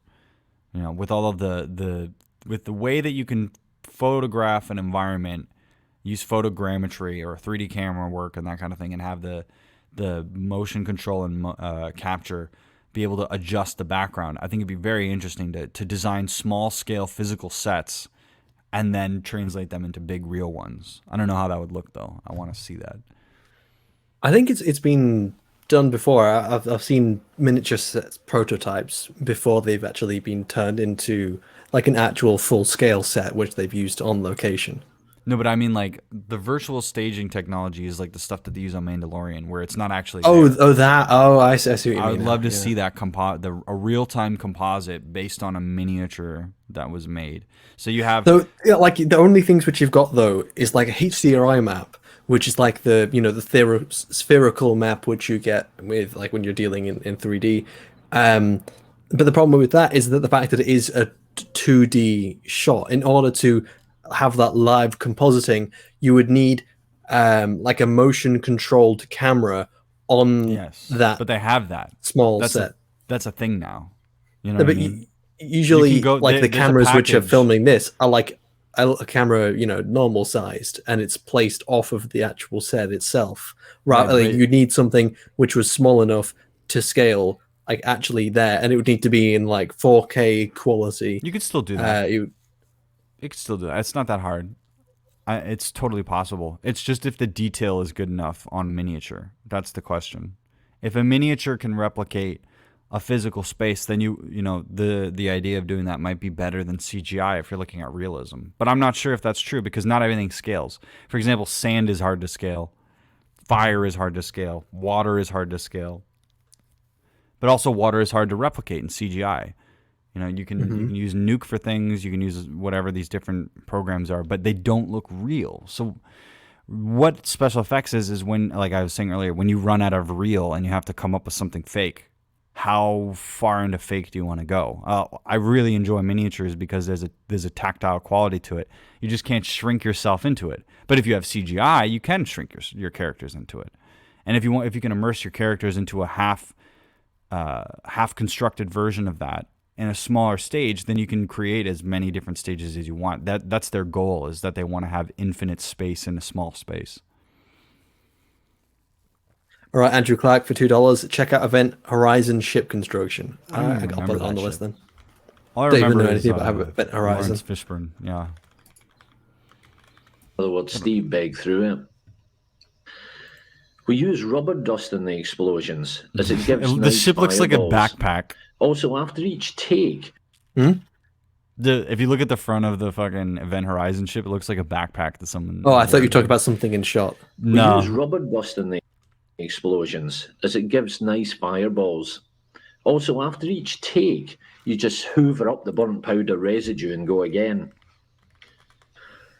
The last model I built on Red Dwarf was the escape pod. Designer Mel Bibby said no money was left in the budget, so I agreed on a good bottle of red wine instead. The craft had to appear complete. You made and then it for a we see- bottle of red wine. Yeah, they should call the show Red Wine. That's a partially good looking devoured by a ship thing. I like it. It's an escape pod. Very, metal-eating very virus. 2001. I designed it as a three-sided shape and worked one face with wreckage, super glue, and silver paint. Then on film, we dissolved between our hero and damaged parts to achieve the effect. After Dwarf finished, I realised I'd never worked on any of the main craft. That is, until I was contacted by a TV quiz show and asked to make one of their major prizes. So I did finally get to build a Starbug. Starbug. It really is a Starbug. I think that's the point of the design. Starbuck. Bug. It's not supposed to be like it's supposed to be a shit ship essentially, and that's what Red Dwarf in itself is to design it. It was supposed to be like the built for the lowest price. Yeah, I mean, it looks like it, but the people that are thrust into that situation do a pretty good job, I would say. Well, I meant like in universe, it's supposed to be like someone okay, like gotcha. the lowest bid. It's like it's not like they've gone above and beyond to like the spared no expense. It's like, okay, so we'll cut the money here and we'll just fuck it. Okay, we don't need showers. They can go downstairs for the showers. I want a spaceship that looks like Homer's design when you remember the episode where he meets his brother, and his brother's like Oh, yeah, I works remember at a that car one. company, and he The designs just like Homer. the Homer. Yeah, I want a Homer spacecraft. If I'm gonna get an artist, I'm gonna be like, all right, I want to commission a spaceship design. And they're like, do you have any ideas? And I'm just gonna send them the Homer, and I'm not gonna give them any notes. I'm just gonna be like, just make this into a ship, but don't make it look like this. Let's Yeah, just be make a dick this, to your artists. but don't. I want you to make I want you to make a spaceship that looks like a baseball hat that nobody's wearing. What do you mean by that? Shut up. Just do it. I don't want to tell you. There was a skit on Robot Chicken with Star Wars where what was the Dengar the assassin, and his spaceship is literally a flying toilet. Well, in It's because he's Star got Wars toilet paper on his head. in Star Yeah. Wars Resistance, one of the ships just looks like a GT, a Ford GT or whatever, with wings on it. I'm like, ugh, that's the laziest. Just adding wings to some shit. You know what I mean? That would actually be pretty funny if everything mean was the- just wings added to shit. If it's a terrible sci-fi camp story and everything was just like, what is that? Oh, it's The shitty cartoon Resistance. yeah, the shitty cartoon. Their ship design is god awful, and it's like all just based on cars, F1 cars, cars, truck cars, motor vehicle cars with wings. If I can look up some of these ships, because I've barely seen any Resistance. I've seen part of the first episode before I gave up, and I've seen another episode in it, and that's it. Just look up Ford GT Star Wars. So this is like a live action idea of how the design would look. That's just a rip off of the Z95 idea or whatever. It's like, hey, let's take an X-wing and An slightly change X-wing, it. but give it one wing. It's not an X-wing though. It's a different kind of X-wing. No, but look up GT. No, it's right below you. The one to the bottom left. This one. Yeah, yeah. Like, just take the wings off. It's a car. Holy shit! It is. It's just a fucking car. That It looks like the a car- really. that looks like the car from Speed Racer. Look up Ford GT and you'll see it's even the same colors. It's the Gulf racing One team. sec. The Gulf Fuel racing team colors. I think for that design, I think they were trying to go for like the A-wing, but By the way, Psych Titan says Cybertruck with wings. That sounds fucking hilarious. Somebody please, somebody get an artist to that draw a would be- Cybertruck as a ship. That would be fucking hilarious. That would be the easiest thing to 3D model because it's like 4 like polygons for the entire thing. It's a cyber ship. It's part of SpaceX. Wait, what what? the X-wing. hell is that? So this is supposed to be, I guess, a pirate ship, and they have literally fucking put sails on the damn thing. Yeah, it's a pirate ship, except Oh it's my like you're a God. kid again and you have to hold your tongue, so it's really a pile of shit. Oh god, why does it have sails though? Sound like you said pile of shit, Glib. Yeah, exactly. You remember that from like when you were in grade school? Why does where it you have sails? hold your tongue with your thumb and your index finger and say pirate ship. I'm not letting go of this. Why does it have sails? Why does this thing have sails? It's annoying me. Well, do you remember Attack of the Clones? They had the sail ship and it was like the solar barge or whatever. I thought that was a cool idea. Well, but that's like a solar sail. That has a function in it, how it moves. But this is just having metal sails. It looks like a Winnebago with wings. Yeah, it's there. Welcome to Spaceballs. Hey, that was a great looking ship. How dare you? Yeah, I liked it. I like that movie a lot. With the bumper sticker, I Zeus. love Uranus. In space. Spaceballs Looks 2, like something search out of- for more money. Like a cheap Transformers Eagle 5 is cartoon. dope. Why does the Eagle 5 have better looking aesthetics than half of these ships? Probably because they put some effort in or they care. What the fuck? So they've Oh my taken... God, somebody posted a thing where they compared the Spaceballs Winnebago to the Mandalorian ship. I'm like, ship design can only be so many things, and you need cargo, and so eventually everything just becomes a square tube, you know? But, Well, like, that reminds me. Someone actually, I posted this like in the morning nonsense like a while ago. Someone actually built the Mandalorian ship like in Russia. Just like as like an outback, like an outhouse or something. Well, no. They built it, and I think it's like a kind of like a tourist attraction type thing. Like someone was like, "Hey, I can get the material. I can build this thing." Also pointing out, like I think this is the ship which is used by the TIE fighter pilot, and I just know watching that show that he's going to be like suspected of being the traitor, but it's actually going to end up being someone else. It's like, no, I trusted you, and this guy's actually supposed to be cool. I want more Civil War era. I can see the bomber. I can see the bomber from Last Jedi in the upper right hand corner there. Oh, I Yeah. didn't even see this. To the right. Yeah, there you go. Well, this is the there same it is. thing. It's Well, just yeah, a close shot. It's garbage. Yeah, it's a Fucking spaceship garbage. I think that this goes is, 5 miles per hour. Okay. I'm trying to remember fuck his name now. Was it E.C. Henry? This is his design of like what a Resistance Y-wing would look like. Just fucking use a regular Y-wing. I mean, that's fine. Yeah. That looks good. But like, just who gives a shit? I don't understand why you I would guess bring because back there'd old be, ships, like, but an not all of advanced- them. I guess there'd be advancements from like over 30 years, so like they would have new versions of these things. But Like, it's they not an wouldn't still- advancement. But it's not an advancement. None of the things that are presented in the later sequels are actually advancements on anything. They're not better at anything. So it's bullshit. It's just like really smart minor cosmetic changes. Yeah, Hey, it's like Shiny. it's like if I took a fucking, I don't know, like a car from 1990, right? And I was like, yeah, dude, it's like I'm upgraded this fucking Ford Probe, and now it's super futuristic. Like, what did you do? Oh, I put a Corvette engine in it. Like, that doesn't make it a better car. It just means you have a Hey, Corvette engine in it now. But they didn't even do Shiny. that. What is the ship next to the TIE fighter, whatever the hell that thing is, to the right? The second picture. There you go. What is that from?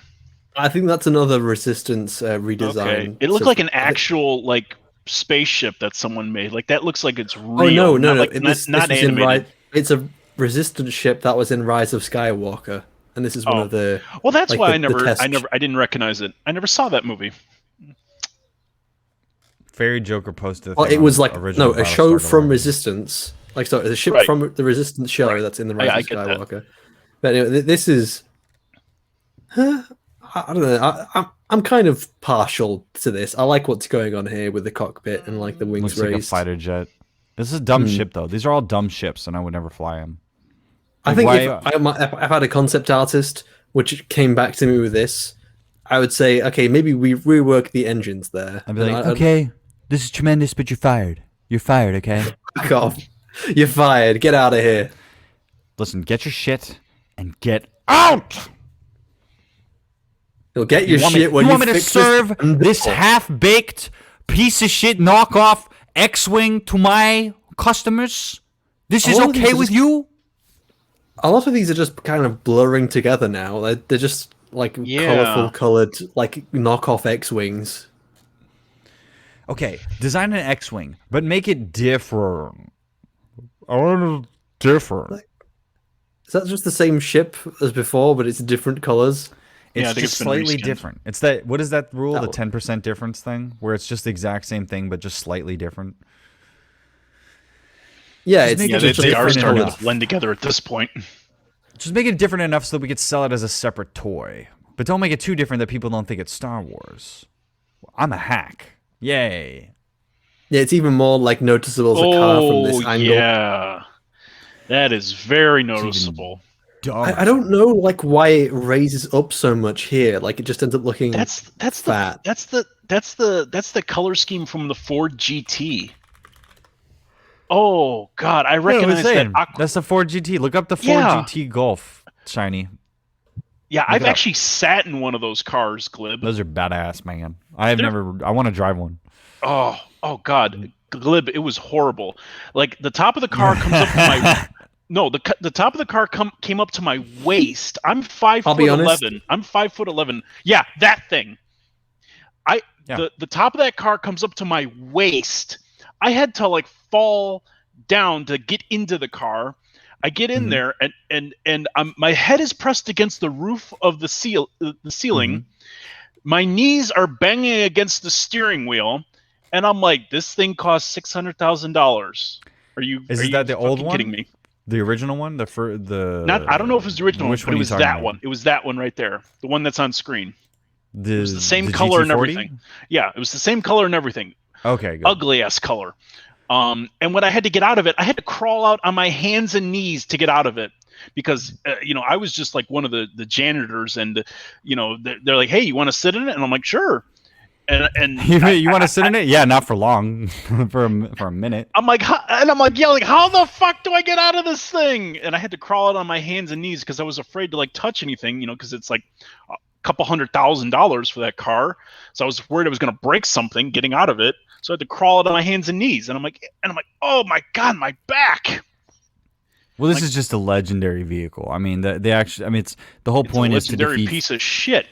Well, the whole point is just to defeat Ferrari in a race. So it's like, of course, it's not comfortable whatsoever. It only looks cool because it's designed to race, and it had flashbacks. Can I saw very much when I saw that image. like? This is where McLaren. This is where McLaren came from. This is where the Le Mans stuff came from. It's pretty legendary, but that's probably the reason why they put it in there. Like, hey, we know George likes racing, but the color scheme is a fucking corporate one. That's why it's funny. It's the Gulf oil colors. That's why you thought it was ugly. Yeah. I never liked that color scheme, by the way, too. That aquamarine blue and the bright orange. It's like, ugh. It's very 70s. It's like I prefer my Ford cars were to you be guys like thinking with that? I like the Ford Shelby look, which is the blue with the white stripes or the white with the blue stripes. That's that's Ford. That's like how Ferraris, if it's anything other than red, it's like get the fuck out of here. That one servant of Satania, yeah, it's catered towards people who need to compensate. Well, clearly, it wasn't meant for me. Clearly, it's meant for racing. Yes, it's meant for just going fast. Yeah, but I don't know about the new GT. Their new supercar is probably a lot better because it's designed for selling. Is. I think that's it in the top. The blue one. No, to the left, Shiny. A fucking 7-liter V8 is so fucking fast. Yeah, I think that's the new one. If I remember correctly, I think that's the blue and black. Oh, that's I like blue and black. That's a Porsche Carrera. Oh, is it? Oh, I don't know. Right there. Says I can barely read that. I'm look not up, zoomed just look in. up Ford GT 2020. I'm not a car. This is not a car show. We're not Top Gear. Ford GT supercar. I've actually been watching clips from them. Ford.com/performance/GT. The most powerful Ford GT ever. See the Ford GT MK2. It's the GT Star Wars Resistance. ZY Lancia Carrera Corvette. The new 700 horsepower 3.5 liter GTX 6800 GeForce GPU. And the name's Ford it looks like, NVIDIA. yeah, I'm looking at it, Glib. It looks like a doorstop with wheels. Listen, it's got a 5-way adjustable, race-derived Multimatic DSSV damper, complete with high-speed blow-off, spray nozzles with atomizers, eliminating heat soak, enabling longer and hotter runs on the track. It's even got high-capacity GT-style outboard-mounted roof scoop air cooler systems for gearbox, oil, and clutch.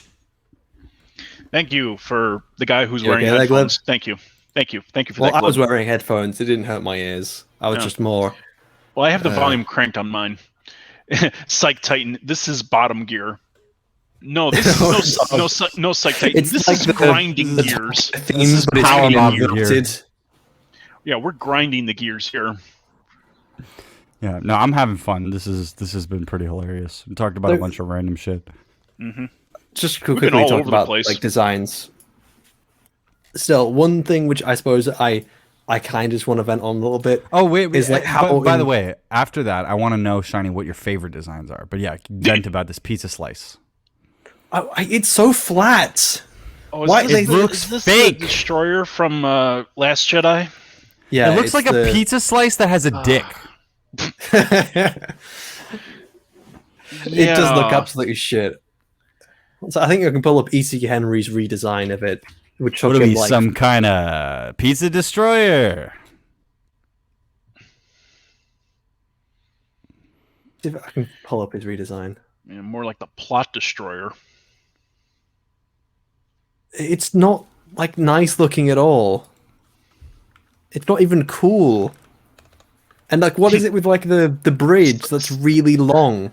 Psych Titan again. It's half baked. More like it's overbaked. I don't even think it's half baked. Or like overbaked. It's burnt. It's like they've burnt. They've underbaked the like the actual basic design, like what you come up in Sketch, like they have just drawn a fucking like pizza slice, and then they've overbaked that. Like they've underbaked something, then they've overbaked it on top of it. Yeah. I wanted just to show some of this because it is. Wait, is this like the? Fuck, this is redesigning it live. That's the wrong one. Need to find the overview. Oh, he's Okay, okay. I thought So I he's redesigning it. Yeah, it would be funny if he made a video and he's like, "I'm redesigning the Star," and then by the end of it, he just showed the Star Destroyer from the original trilogy. That'd be hilarious. Custom TIE Fighter. Here it is.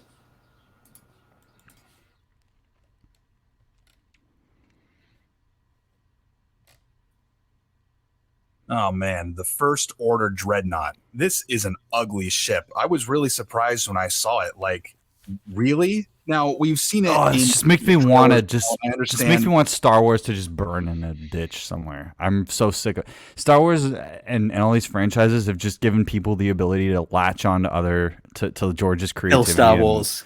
Kill it if you have to. Let the past die. Kill Ryan Johnson if you have to in Minecraft. Maybe why they wanted the flat surface, and maybe this. I love how he does does like a drifting move with his X-wing. That pissed me off so much when I was watching it. He did a handbrake turn. Thing is, I'm fine with like the handbrake turn. No, why? No. Hear me out. No. Hear me out. No. Hear me out. No. I'm fine with like the handbrake turn if it's like if there's a reason why they like he would want to do it. Like say if he's going around a tight corner. But he's not even going around a tight corner. He's just doing it for no fucking reason. Maybe why they wanted the flat surface. Like there's no reason why he's doing it. He's just flipping for no reason. Yeah. Even BB-8's like, what the fuck? Dude, it's like you don't think those G's would fucking boil it? Like his brain would be like he'd black out at that fucking thing. What are you talking about? Have you ever seen a jet fighter turn that fast? No. Why? Think about why. Especially in a zero gravity environment. Like, get the fuck out of here. We aren't looking at this from like a uber realistic, uber scientific. Against the cockpit. I very much doubt that G's are a thing in Star Wars. Like they should be. They should be. Why not? Well, the plot certainly isn't a real thing in Star Wars nowadays. Wouldn't it make more sense that ships would have to fly certain paths? You can't just do whatever you want. When did Star Wars become a cartoon? That's my biggest part. This movie turns Star Wars into cartoon logic. Remember how BB-8 fixes this scene where he just smashes his head into the thing? His head into it. That's something. Dumb. Yeah, I handbrake turn, smash head, fire on the base. That's dumb. It's for retards. This movie is for idiots, and people that like it are also stunted. Specifically calls for an ugly ship, but without any of that context. All we're left with is this objectively ugly brutalist pizza slice design. And I love the idea of a brutalist pizza slice.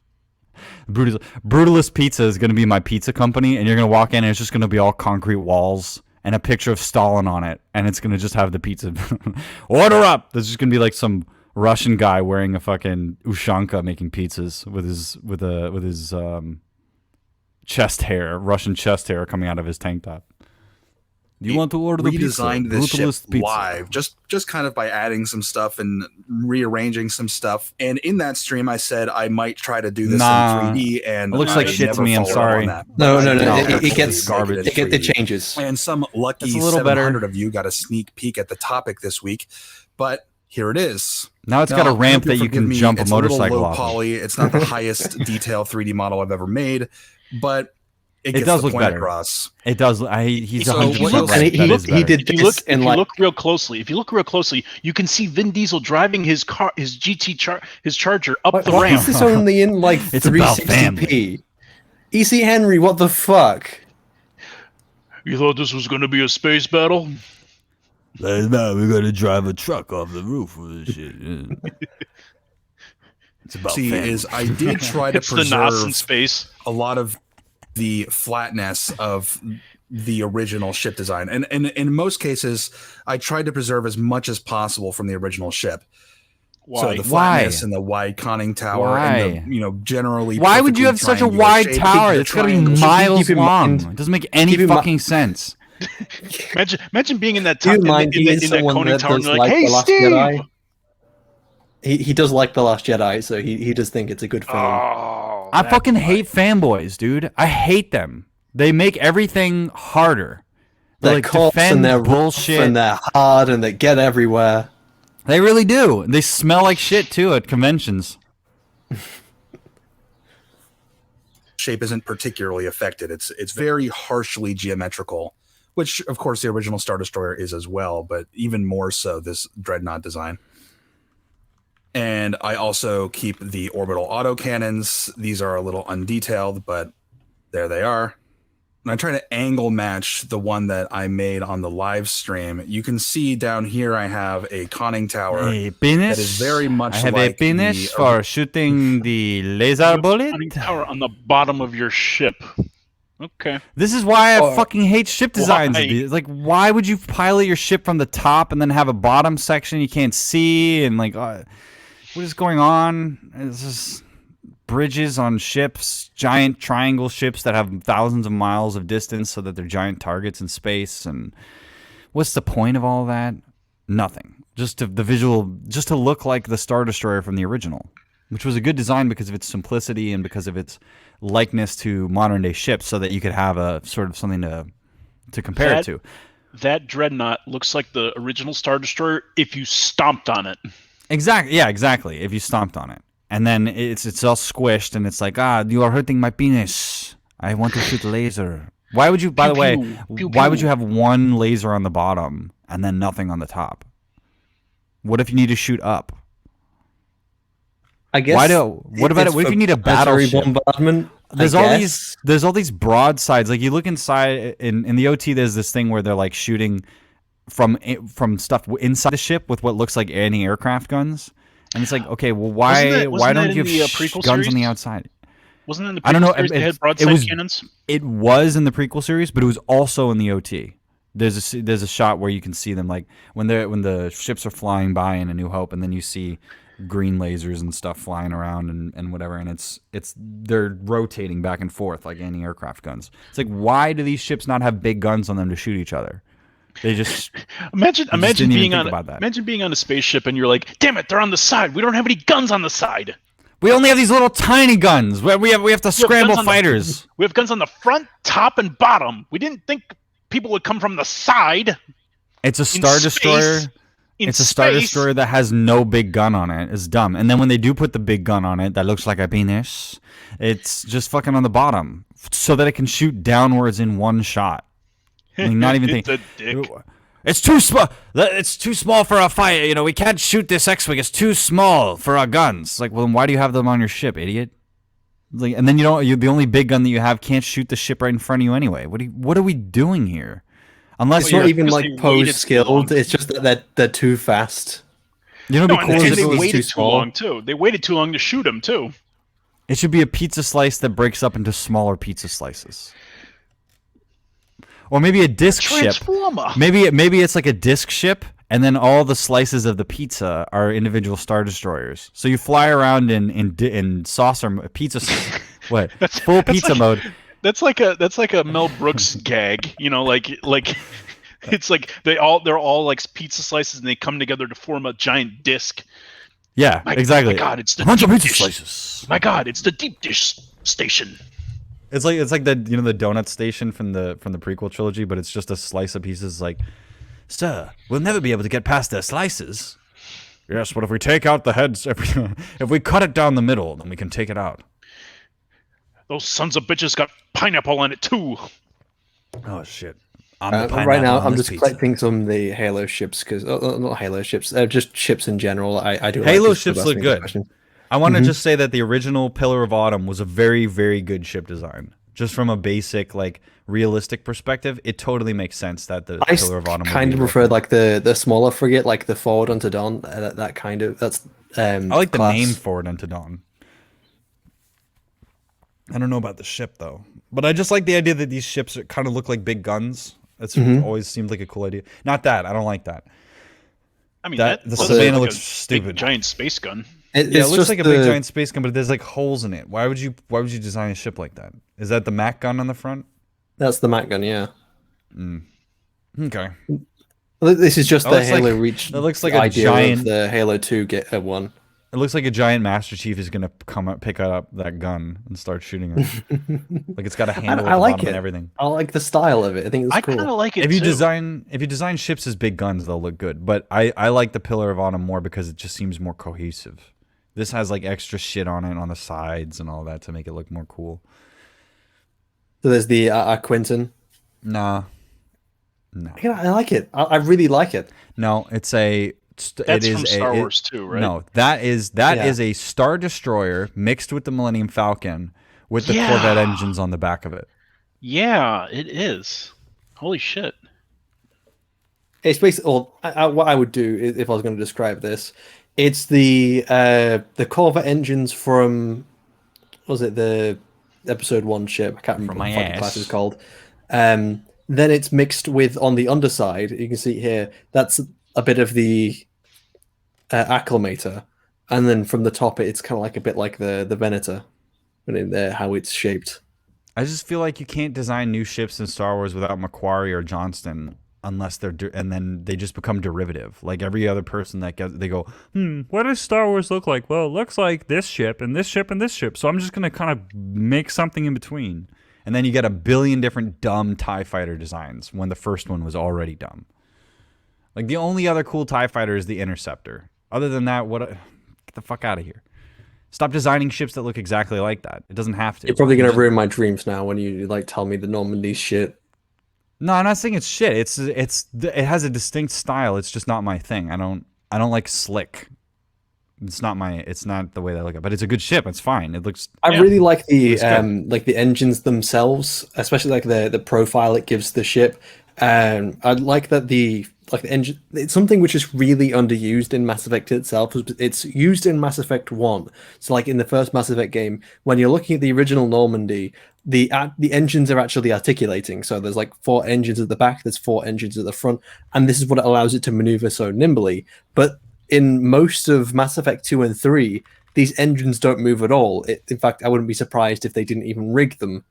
So like they're just kind of statically posing there when they should be moving about when the ship is twirling and doing all these kind of stuff.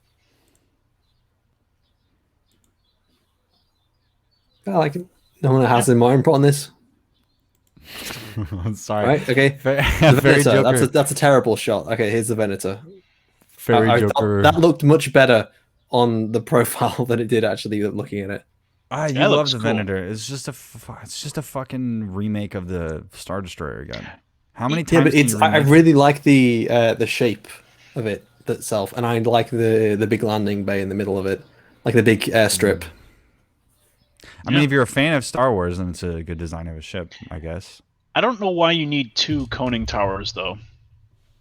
I think it's mostly just look. I'll admit that doesn't make any sense. Probably, but still, it's like. Well, it's a clone ship. It's got to have 2. I think if I remember correctly, in lore, like one is the actual bridge which controls the functions of the ship. The other one is like fighter control, so that they did direct the fighters across the battlefield. You got to show everybody the Bebop now that you've shown your favorite I don't know. ship. I'm looking closer at that design. Oh, why do you can screen share your shit? You know. Can I actually screen hold share? Hold on, yes, guys. you can guys, How do you do that? Did you not know that you couldn't? No, screen I don't know share anything about this time? StreamYard. I use OBS like there's a patrician.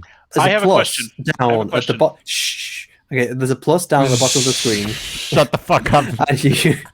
I'm sorry, bad boy. I need to explain this to Glib because he's a fucking idiot. No, I get it. I see it. I see. You don't have to explain it to me. I just didn't know that you had access rights to do that. All right, bad boy. Sorry, what did you say? So with that he was saying Black Lives Matter. Anyway, with that ship design, the what was it called? The Venator. Sorry. The coning towers. The United Colors of Venator. Why do you have windows that look directly across at each other? Like on the coning towers, like why? Why do you need that? It's like you're looking directly across at each other. It's like, hey Steve. Maybe we need to wave at each other. I don't know if like things go down.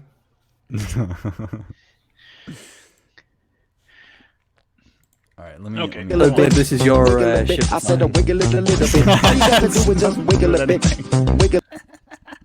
You say you shared a file rather than actually sharing your screen.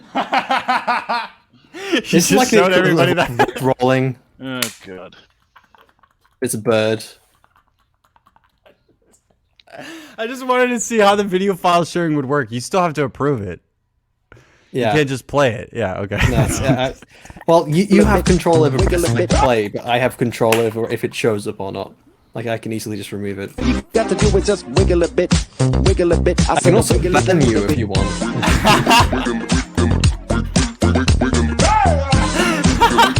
This is gonna get us taken down. I have no idea if this music is actually copyrighted. Okay, I'm good. You okay there, Glib? You're fine now? I said I was okay. You got that out of your system?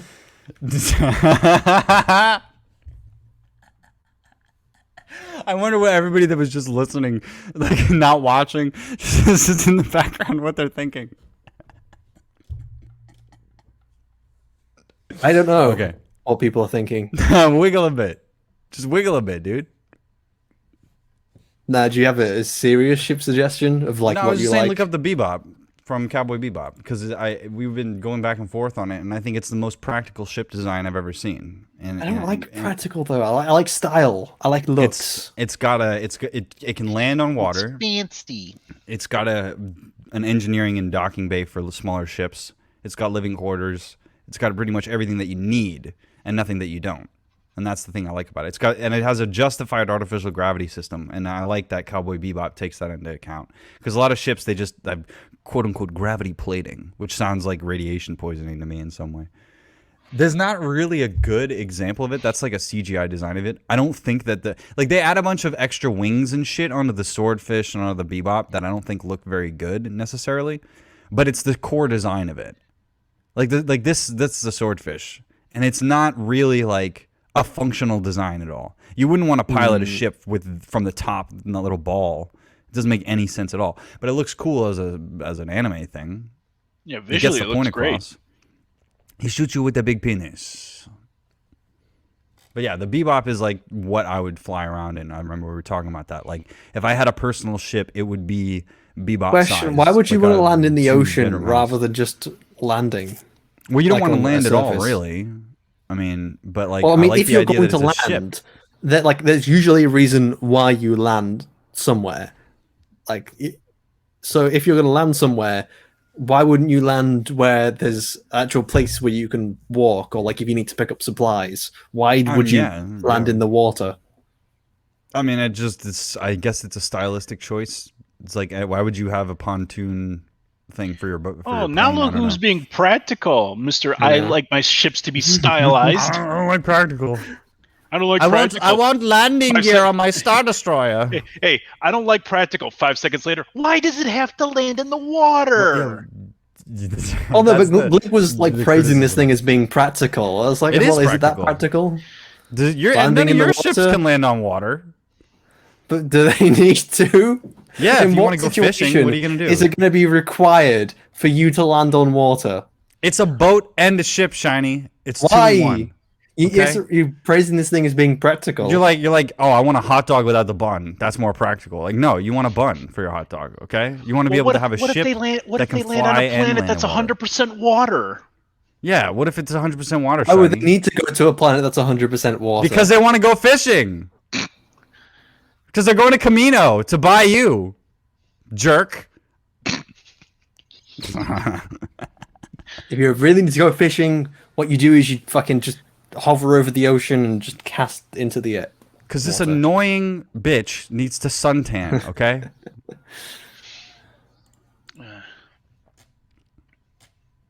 So what's your favorite ship, bad boy? I don't know. I'd have to go with we talked about it earlier, the Daedalus from Stargate, to be perfectly honest. I mean, Yeah, I like the Daedalus. yeah, I mean, you I pull like that it up? too.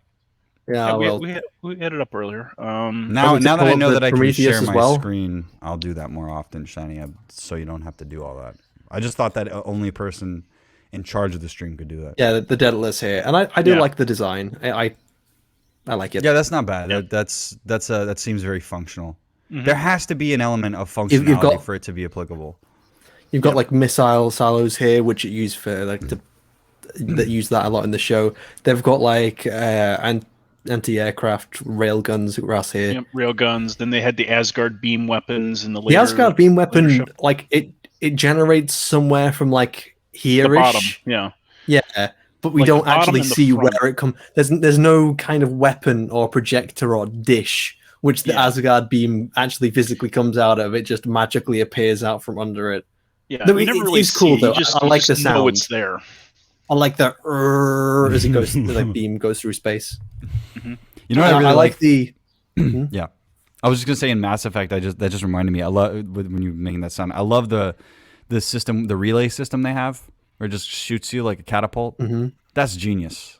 Just like with Bebop, I love that because like you really think a ship could just go light speed and have enough fuel to go and do all these things? Like it doesn't really make sense. Well, Mass Effect still has like FTL. It's just FTL is only good enough to get you between like this star and the next. It's not good enough to go between like star clusters, which is what the relays are actually used for, like in intergalactic transit. Yeah. I always Space laughed. is big. I always laughed in Mass Effect 3 whenever you had to get away from a Reaper, you were in the star system, you just like drove like to the edge of the map of the system to get away. and then you just, even though Wait you're for a second, technically then going fly the back. same speed. Actually, no, wait, you going sublight in the system, and then I suppose you're going like FTL. Wouldn't you go in FTL like through the system as well? Somewhere right now, Smud's ears are burning. So what? Yeah, I assume that they were going like FTL in the system. No, they weren't. Sorry, during those missions. But I don't know why you wouldn't be able to go in FTL in the system. I was actually playing Mass Effect 3 more recently. Even though, we were just on Morning Nonsense the other day, and I was actually going through grinding like all the stuff you're supposed to, like you scan the planet, and then you pick up whatever's on the surface, and then you scan multiple times to collect everything, and that's when the Reapers come. And I was doing the exact same strategy of I would go into the system, scan, get them on me, and then I'll just kind of know where everything is. I'd fuck off, and then I'd quickly go back into the system. And as they're all coming back in from the sides because they reset the position, I just kept jumping to each planet, and I fucked out of there. Even though Reaper's supposed to be this incredibly, like they're way more advanced than anything you could know. And they only come from one direction. They only come from one direction too. One thing I suppose that I haven't really thought of: do the Reapers need to use like the mass relays? Because originally I thought they wouldn't need to, but then, like if you're looking at specifically the inferences which are told by like the Arrival DLC, like destroying that relay gives you like a lot more time before the Reapers actually arrive. Well, they did that back in Mass Effect 1, I think, as well, too. They had to activate the relay that was on the Citadel for... Well, yeah, but that's from dark space to the... No, he was already like in the Milky Way. in our Milky Way. He was already here, remember? Yeah, he was in the Milky Way, Sovereign. But Sovereign, but... Like I suppose he did use the relays. Okay. Yeah, he that's why he needed a Saren. Well, to bring his other. Well, he needed Saren to get onto the station so that he could close the station around him when he actually, so he can transfer the control to Sovereign in the first game. Yeah, that's true. It's been a while, but yeah, I've always wondered. The first Mass Effect game's really fucking good. I've always wondered, what was Sovereign doing this whole time? Like, he's in our galaxy. I mean, he's in our, our solar system. What we're told in the first game is that he basically just lays in wait until this civilization actually rises. He's basically a scout, monitoring everything that's happening from a distance. And when it's time, he sends the signal to the Citadel, which is what's supposed to activate it, and that brings the Reapers through. But the Citadel didn't activate because of what the Protheans did, and we're told about that from Vigil. Yeah, they reset the time systems. which, like, he's been trying to basically call in the Reapers. He's been like gaining allies and slowly indoctrinating people, and like they even say that they don't think that Seren was the first person he indoctrinated, or one of his first head agents. Right. No, I get that. I don't know. I've been kind of tempted to buy like the Legendary Edition. I'm like, hey, it looks kind of nice, but then I see like videos of like, bugs and glitches and stuff like that, and I'm like, if you already own like the Mass Effect trilogy, $60. It's not really that worth it. If you could buy Mass Effect 1 in Legendary Edition on its own, like you can with like Halo Master Chief collection, like you can buy like Halo Reach, or you can buy Halo 1, or you can buy Halo 2 Remastered. That would be fine. I just would recommend you to play like the first game and then just not neither of the other two. But because you have to get it in a collection, it makes things iffy, and that's the part where it's like you can go for it if you really, really want to pay that money to like play Mass Effect 1 with improved graphics. But considering like the lack of improvements when it comes to 2 and 3, if you're really not that bothered, then I would honestly, say I mean, another thing that fucking bugs me is that they took the N7 weapons, which were my favorite weapons to use in the game, and so originally they were like free with the deluxe edition. I heard about that. Yeah, now the they're motherfucking like, made them like 100,000 credits for each one. Yeah, so you can't have them like right at the start of the game. Yeah, I know that was. Well, it's not just that you can't have them right at the start of the game. Is that I spent almost the entire game saving up to have all the N7 weapons and to level them all up and to get all the mods for them. I remember in Mass Effect 3, I think I I didn't even get the motherfucking fish because I was spending all my money on those weapons. I never bought any of the pets either, but I remember they had like you have in to Mass get Effect Space 3, Hamster. Space Hamster is the one thing you need to get in like the pet. But He's perfection. I'm saying they had this one weapon. I forget the name of it. It was an N7 weapon. It was basically like an LMG weapon. I forget what it was called. Like not the Valkyrie. It was something like something. The Valkyrie was the burst weapon. Yeah, it was the burst weapon, but this was like an LMG. It was huge. It was bulky. It had like a shield. Oh, I know that one. Yeah, that's my favorite one. I can't remember what it is though. And when I first got it, and they're explaining it to me, it's like, oh, it's an LMG. It holds a lot of rounds, and I'm like, oh wow, this is badass. I fired it the first time. The shots are going all over the place, and I'm like, yeah, this thing kind of sucks at range. Well, no, it doesn't. It's fucking awesome. I don't remember Shiny. It might be that I just modded it with like the stabilizer. But that weapon is like, it even goes through a armor penetration, so it goes through the shields of like. Yeah, I had to like fire it in bursts, and then when I got the Citadel DLC. No, you don't fire it in bursts because when you hold it down, like the charge, like the damage it does gets higher. I don't remember Shiny. I played it back like when it first came out. You need to hold it down, and then you just mow down all the enemies, and that was my main weapon throughout Mass Effect 3 because that was that good. Yeah, but. Yeah, I played that game when it first came out, so I don't remember. I instead thought the Valkyrie was shit. Though, another one of my favorite weapons from Mass Effect 3 was the Crusader. Was like the shotgun. Oh, yeah. I didn't use the shotguns all that much. I just used like the assault rifle, maybe the pistol, if I had to. I also did like the Claymore. It just does a fuck ton of damage. I liked in the Citadel DLC, they gave you the Avenger assault rifle that had like unlimited ammo. I was like, finally, thank you. I mean, granted, you have to like, progress a bit of the story wise in order to like have all your teammates, but I liked having like the infinite ammo assault rifle. I usually wait till when I do Citadel DLC. What I do is I wait till like after before Thessia has been like taken over. Yeah, I think it was like after that. I think it was like because it's a bit correctly. Actually, no. I would actually say because you can play it after Cerberus has taken over. I would say play it like after the Asari Thessia has been taken over because at that point it is. I think it's when I think if I remember correctly, when I did it, it was after I did the mission with Miranda, her side mission. So I had her at the party, so I could have like all the. Which was like fairly late in the game, I think. Oh, fuck! I've already forgotten it's called now. It's not Afterlife. It says something. Where they're on the planet Horizon, I think it is. No, not No, Horizon. it's not Horizon. It's with her father, right? Where she's Yeah. stolen. Her side mission. Yeah, Miranda's Well, side mission. it's not really a side mission. It's Well, the you main know mission. what I mean. You have to know go what I to mean. Sanctuary. That's it. That's You have it, to go to yeah. Sanctuary, and that's how you end up tracking back to the Elusive Man, because she put a tracker on Kai Lang. Troy In mine, she Baker. died. Good. Troy Baker as a guy with a samurai sword in space, right? Yeah. How are you supposed to get Miranda to survive? Because I warned her like exactly what was going to happen. I warned her of Kai Lang, but yet she died anyway. Not too much of a loss, I'll admit. But did you do her? I don't know. Did you do her side quest thing in Mass Effect 2? I don't know. She survived in mine. I don't know. And I played the original. No. I mean, like, I did.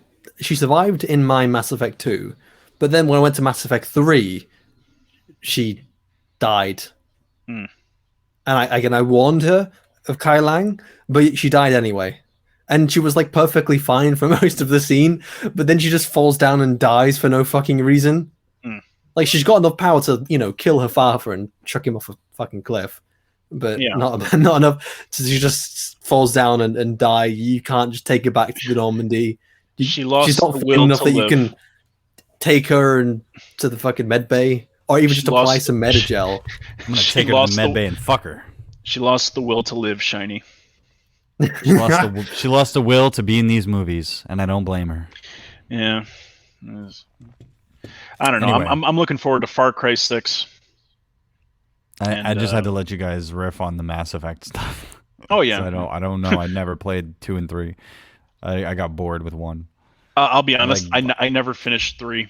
I got as far as the Battle for Earth when I'm on the ground and I'm having to do the fucking missile trucks or whatever the fuck those things are. Oh yeah. I kept getting swarmed by those Asari things. And I was like, the fuck Thanix this. missiles, like Thanix. Yeah. I was like, the fuck technology this. I is quit like the game and I firing never went back. incredibly hot metal at at super speeds that it appears like a laser. How the fuck do you put that into a missile? It's bullshit. It's stupid. Yeah. I love that Mass Effect created this incredibly intricate lore that's got so much depth, and then at every point after the first Mass Effect game, they just essentially ignore it. Yeah. Like, relays work in this way? Fuck that. I think one of the things I was always pissed about was like you had infinite ammo in the first game, and then second and third game you've got limited ammo. Yeah, and that's something which has been like ripped upon in like Mass Effect for ages. The fact that like, they why would you go essentially backwards? had infinite ammo, and like the cooling system is pretty alright. Like even what they used in like Battlefront, they went for the cooling system rather than the ammo system. But in the universe, they just take out the cooling technology, add thermal clips, and now it's like limited ammo. Thermal clips. Yeah, and there's no way to put these thermal clips into the guns themselves, because the original designs from the first game weren't there to accommodate fucking clips. Yeah, because there was supposed to be like infinite ammo, because it chopped a little thing off a block inside. Right, exactly. And I was then just it going to bring fired it up. at insane speeds. And because it was technically speaking, your ammo is technically speaking, your ammo is still inside the gun. Technically speaking, you just need a thermal clip to access it. That is retarded. And like the thermal clips, like despite looking universal and they're all the exact same fucking size, they're like you only get certain amounts per weapon, which would make sense if they look different, but they don't. Imagine owning a Glock or like an M16 and you're told, well, the ammo is always inside of the gun. You just need this particular part to fire the gun. It's like, no, fuck that. I don't want that. And it was all part of like the normalization of the game. Like they removed it's quotation marks streamlining. Yeah. I fucking hate that. So exactly what they did to Fallout. We're just basically removing all features and then calling it streamlining and making it more normie. It just works. No, it don't. Come on, Glib, that's the perfect chance for you to chime in and rant about Fallout. No, I was telling somebody in Discord I fucked their dad. Sorry. Oh. Anyway, I think we're coming up on 3 hours, so Yeah. we'll probably end it right here. We've had enough of a rant and a talk and a chat. As usual, Glib is the winner. Special effects, practical effects, making shit real. 10 out of 10. No one does it better than Glib. Shiny defeated in combat again. Number 1, 200 victories in a row, 0 losses. Glib facsimile. Ladies and gentlemen,